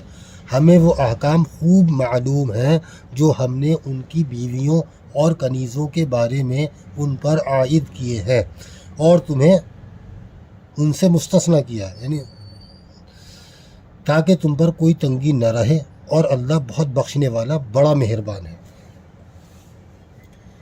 اور فرمائے اللہ تعالیٰ نے آپ صلی اللہ علیہ وسلم کے لیے وہ عورتیں حلال کر دیں جن کے مہر آپ صلی اللہ علیہ وسلم نے ادا کر دیے تھے، وہ حلال ہے. اور وہ عورتیں جو اللہ کی عطا کردہ لونڈیوں میں سے تمہاری ملکیت میں آئیں، اور تمہاری وہ چچا کی بیٹیاں اور پھوپھی کی بیٹیاں اور ماموں کی بیٹیاں. دیکھیے، چچا کی بیٹیاں، پھوپھی کی بیٹیاں، ماموں کی بیٹیاں، خالہ کی بیٹیاں کس لیے حلال ہیں؟ شادی کرنے کے لیے حلال ہے. پوری دنیا یہی مانتی ہے، سارے مسلمان یہی مانتے ہیں. بانجے وہ کیوں مانتے ہیں کہ بغیر شادی کے حلال ہے؟ کوئی قرینہ نہیں ہے. بھائی اللہ تعالیٰ نے فرمایا کہ اور وہ عورتیں جو اللہ کی عطا کردہ لونڈیوں میں سے تمہاری ملکیت میں آئیں وہ حلال ہیں، حلال کر دیا اللہ تعالیٰ نے. اور چچا کی بیٹیوں کو بھی حلال کر دیا. کس لیے حلال کیا؟ شادی کے لیے. تو بانجیاں بھی شادی کے لیے ہی حلال ہے. ہمیں روایات میں ملتا ہے کہ حضرت ماریہ قبطیہ اللہ تعالیٰ عنہ سے آپ صلی اللہ علیہ وسلم کی شادی نہیں ہوئی تھی، نکاح نہیں ہوا تھا، لیکن وہ روایت کی بات ہے. پہلے ہم قرآن میں دیکھیں گے، قرآن سے پتہ لگتا ہے کہ کوئی بھی عورت بغیر شادی کے حلال نہیں ہے. تو قرآن کی بات سب پر فائق ہے، قرآن کی بات ہی اللہ کی بات ہے. قرآن کی بات کے اللہ کی بات ہونے میں کوئی شک و شبہ ہی نہیں ہے۔ دیگر جو روایات ہیں ان کے بارے میں یقین سے نہیں کہا جا سکتا کہ وہ صحیح ہیں کہ گھڑ دی گئی ہیں، اور اگر قرآن کے خلاف ہے تو یقین سے کہا جا سکتا ہے کہ وہ فیبریکیٹڈ ہے، گڑھی ہوئی ہے، وہ جھوٹی ہے۔ اچھا، ماموں کی بیٹیاں اور خالہ کی بیٹیاں جنہوں نے تمہارے ساتھ ہجرت کی ہے، اور وہ مومن عورت جس نے اپنے آپ کو آپ صلی اللہ علیہ وسلم کے لیے ہبہ کیا، حلال ہے۔ وہ کس لیے حلال ہے؟ اگر نبی اسے نکاح میں لینا چاہیں، کہ اللہ تعالیٰ نے نکاح کا ذکر بھی فرما دیا، شروع میں بھی ان عورتوں کا ذکر فرمایا، ان کے مہر دے دیے تھے، یعنی ان سے نکاح ہو گیا، تو یہاں پہ بھی نکاح کا ذکر فرما دیا۔ دیگر مومنوں کے سوا یہ خالصتاً تمہارے لیے ہے۔ اب ہمارے یہاں تفسیر میں اگر آپ دیکھیں گے تو قرآن پاک سے جو فرق پتہ چلتا ہے آپ صلی اللہ علیہ وسلم کے لیے اور دیگر مومنوں کے لیے، کیا فرق ہے کس معاملے میں، اللہ تعالیٰ نے وہ بھی بتا دیا۔ دیگر مومنوں کے سوا یہ خالصاً تمہارے لیے ہیں، یہ بھی واضح فرما دیا اللہ تعالیٰ نے کہ فرق کیا ہے۔ ہمیں وہ احکام خوب معلوم ہے جو ہم نے ان کی بیویوں اور کنیزوں کے بارے میں ان پر عائد کیے ہیں، اور مفہوم یہ ہے اور تمہیں ان سے مستثنیٰ کیا ہے تاکہ تم پر کوئی تنگی نہ رہے۔ اللہ تعالیٰ نے یہ بھی کھول کے بتا دیا کہ فرق کہاں پر ہے، کہ بیویوں کنیزوں کے معاملے میں فرق ہے۔ یہ حکم جو آپ صلی اللہ علیہ وسلم کے لیے دیا یہ خالصتاً آپ کے لیے ہے، مومنوں کا معاملہ الگ ہے، کہ کہاں معاملہ الگ ہے وہ بھی اللہ نے بتا دیا۔ آپ ذرا غور فرمائیے، جن عورتوں کے جن بھی ازواج کے آپ صلی اللہ علیہ وسلم نے مہر ادا کر دیے تھے وہ آپ صلی اللہ علیہ وسلم کے لیے حلال ہیں، وہ تو مومن لوگ بھی جن عورتوں کو مہر ادا کر دیں وہ حلال ہیں، نکاح کر لیں وہ ان کے لیے بھی حلال ہے۔ خالہ کی بیٹیاں، چچا کی بیٹیاں آپ صلی اللہ علیہ وسلم کے لیے حلال تھیں، تمام مومنوں کے لیے اپنی چچا کی بیٹیاں حلال ہیں، پھوپھی کی بیٹیاں بھی حلال ہیں، ماموں کی بیٹیاں بھی حلال ہیں، خالہ کی بیٹیاں بھی حلال ہیں۔ ہم کبھی غور نہیں کرتے قرآن پاک میں فرق کہاں پر ہے، بڑا واضح فرق ہے۔ دیکھیے عام مومنوں کے لیے لفظ او تھا، الا علی ازواجہم او ما ملکت ایمانہم، سورۃ النساء آیت نمبر 25 میں اللہ تعالیٰ نے وضاحت بھی فرما دی کہ باندی سے نکاح کی اجازت صرف اس کو ہے جو آزاد مومن عورت سے شادی کی استطاعت طاقت نہیں رکھتا، اس کے لیے حلال ہے۔ یعنی انسان یا تو آزاد عورت سے شادی کر سکتا ہے یا باندی سے، اور ہر جگہ لفظ او آیا، مومنوں کے تعلق سے ہر جگہ لفظ او آیا کہ الا علی ازواجہم او ما ملکت ایمانہم فانہم غیر ملومین، اور وہ جو آیت تھی فواحدۃ او ما ملکت، او تھا لفظ او، کہ یہ تو ایک عورت فواحدۃ، یا پھر ایک عورت سے کرے، اگر اس بات کا اندیشہ ہے کہ عدل نہیں کر پائے گا تو ایک عورت سے کرے یا پھر باندی سے۔ اچھا، اس سے پتہ لگتا ہے کہ باندی تو یا تو ایک عورت سے کرے یا پھر باندی سے کرے، وہاں پہ بھی لفظ او تھا فواحدۃ او ما ملکت ایمانکم، اور آپ صلی اللہ علیہ وسلم کے لیے کیا لفظ ہے؟ وما ملکت، یہاں واو ہے، واو۔ یہ فرق ہم قرآن میں غور ہی نہیں کرتے، تو ہمیں تفاسیر میں یہ فرق لکھا ہوا ہی نہیں ملے گا۔ ارے بھائی، باقی جتنی عورتیں ہیں وہ تو آپ صلی اللہ علیہ وسلم کے لیے حلال تھیں، تو دیگر مومنوں کے لیے بھی یہی معاملہ ہے۔ فرق ہے باندیوں کے معاملے میں کہ آپ صلی اللہ علیہ وسلم کے لیے اے نبی ہم نے تمہارے لیے حلال کر دی تمہاری وہ بیویاں جن کے مہر تم نے ادا کیے ہیں، اور وہ عورتیں جو اللہ کی عطا کردہ لونڈیوں میں سے تمہاری ملکیت میں آئیں، اور تمہاری وہ چچا، یعنی آپ صلی اللہ علیہ وسلم کے لیے آزاد عورت سے شادی کرنا بھی حلال تھا، اور اس کے ساتھ ساتھ باندی سے بھی آپ صلی اللہ علیہ وسلم شادی کر سکتے تھے۔ اور عام مومنوں کا معاملہ یہ ہے کہ اگر آزاد عورت سے شادی کر لی تو باندی سے نہیں کر سکتا، اور اگر نہیں بھی کی لیکن استطاعت رکھتا ہے تو بھی باندی سے نہیں کر سکتا۔ اور یہی اسی لیے اللہ تعالیٰ نے فرمایا کہ دیگر مومنوں کے سوا یہ خالصتاً تمہارے لیے ہے، ہمیں وہ احکام خوب معلوم ہے جو ہم نے ان کی بیویوں اور کنیزوں کے بارے میں ان پر عائد کیے ہیں تاکہ تم پر کوئی تنگی نہ رہے۔ یعنی آپ صلی اللہ علیہ وسلم کے لیے کوئی تنگی اللہ نے نہیں رکھی تھی، آپ صلی اللہ علیہ وسلم ایک آزاد عورت سے بھی شادی کر سکتے تھے، ایک باندی سے بھی کر سکتے تھے، اسی لیے آپ صلی اللہ علیہ وسلم کے لیے آزاد عورت اور باندی کے بیچ میں لفظ واو آیا ہے، اور مومنوں کے لیے ہر جگہ او آیا ہے۔ اور سورۃ النساء آیت نمبر 25 میں جو بات بیان فرمائی گئی ہے اس سے بھی پتہ لگتا ہے کہ یا تو آزاد عورت یا پھر باندی، اور بہت صراحت کے ساتھ پتہ چلتا ہے۔ اچھا، ایک ہی یہ اور آیت ہے سورۃ الاحزاب کی آیت نمبر 52، اس کو کچھ لوگ ایک دلیل کے طور پہ پیش کرتے ہیں کہ دیکھو اس آیت سے ثابت ہوتا ہے کہ آپ مطلب یہ کہ آزاد باندی جو ہے بغیر نکاحی حلال ہے. آیت یہ ہے لا یحل لک النساء من بعد، یہ آیت نمبر 50 تھی سورۃ الاحزاب کی، اور سورۃ الاحزاب ہی کی آیت نمبر 52 ہے. یہ لا یحل لک النساء من بعد ولا ان تبدل بهن من ازواج ولو اعجبك حسنهن الا ما ملكت يمينك وكان الله على كل شيء رقيبا. اس کے بعد دوسری عورتیں، یہ آپ صلی اللہ علیہ وسلم کے متعلق آیت ہے. اس کے بعد دوسری عورتیں آپ کے لیے حلال نہیں ہیں، آپ صلی اللہ علیہ وسلم کے لیے حلال نہیں ہیں. اس کے بعد یعنی اس آیت کے نزول کے بعد دوسری عورتیں آپ صلی اللہ علیہ وسلم کے لیے حلال نہیں ہیں، اور نہ یہ حلال ہے کہ آپ ان سے اپنی کسی بیوی کو بدل لیں، اور نہ یہ حلال ہے کہ آپ ان سے کسی بیوی کو بدل لیں، یعنی اپنی کسی بیوی کو طلاق دے کر اس کی جگہ کسی اور عورت سے شادی کر لیں، چاہے ان کی خوبی آپ کو پسند ہو، یعنی کسی اور عورت کی خوبی آپ کو کتنی پسند آ رہی ہو. حسن کے معنی خوبی بھی ہوتے ہیں، مطلب کردار کی خوبی، یا حسن کا معنی حسن اور خوبی دونوں. چاہے ان کی خوبی آپ کو پسند ہی کیوں نہ ہو، آپ کے لیے حلال نہیں ہے. نہ کسی اور عورت سے شادی کرنا حلال ہے. اور یہ حکم جو ہے اللہ تعالیٰ کا اس لیے نہیں ہے کہ بھئی جو تعداد جو تھی آپ صلی اللہ علیہ وسلم کی بیویوں کی اس میں اضافہ نہ ہو، نہیں. یہاں سے آگے جو بات اللہ نے بیان فرمائی اس سے پتہ لگا کہ نہیں، یہ تعداد کے لیے نہیں ہے.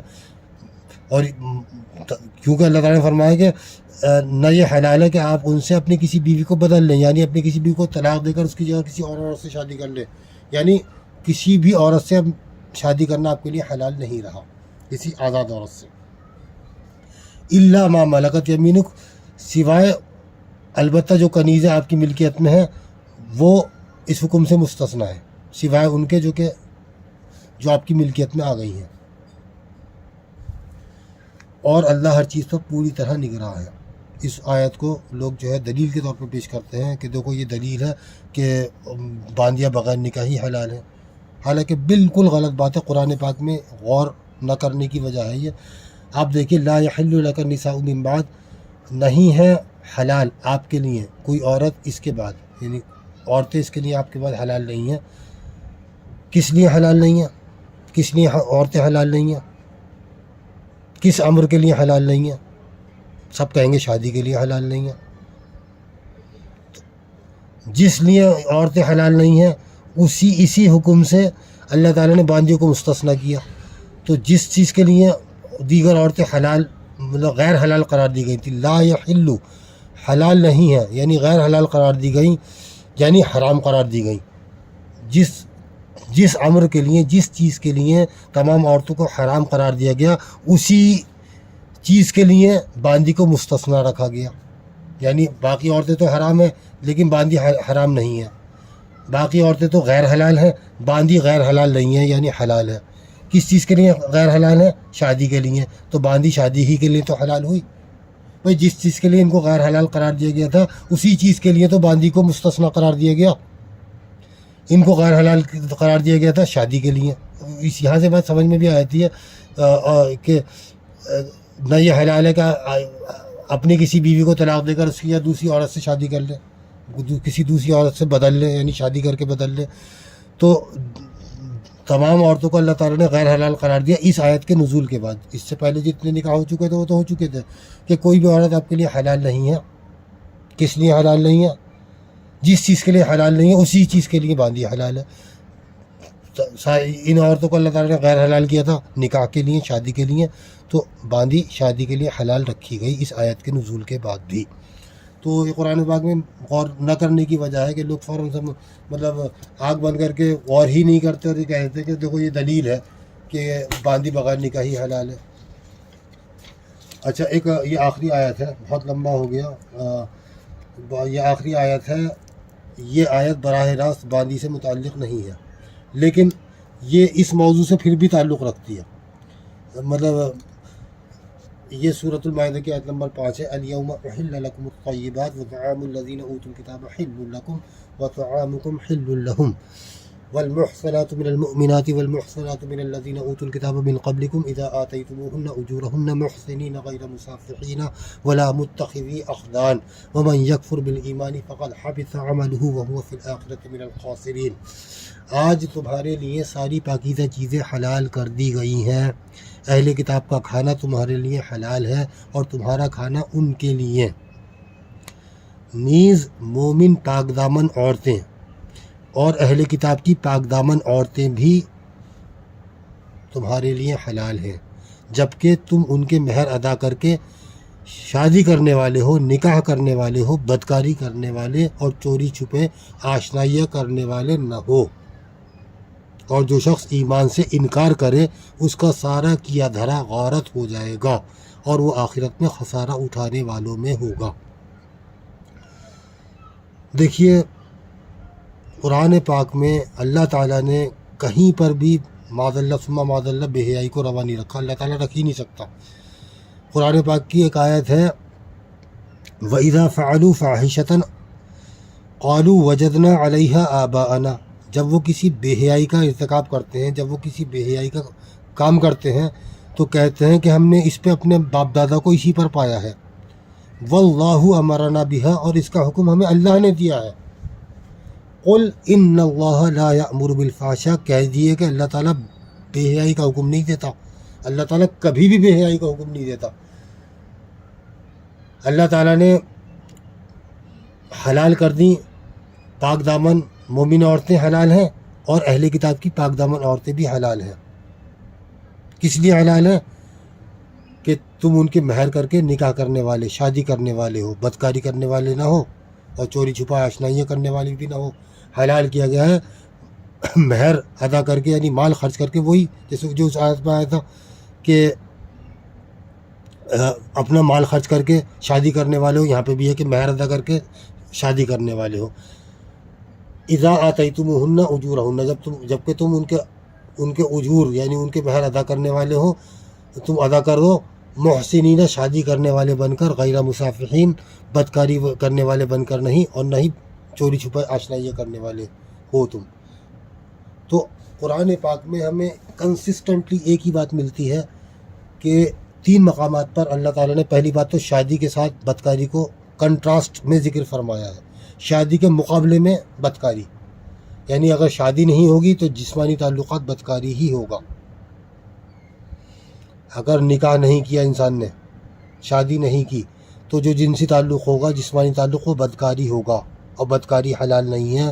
یہ 3 مقامات پر شادی کے مقابلے میں بدکاری کو لایا گیا ہے۔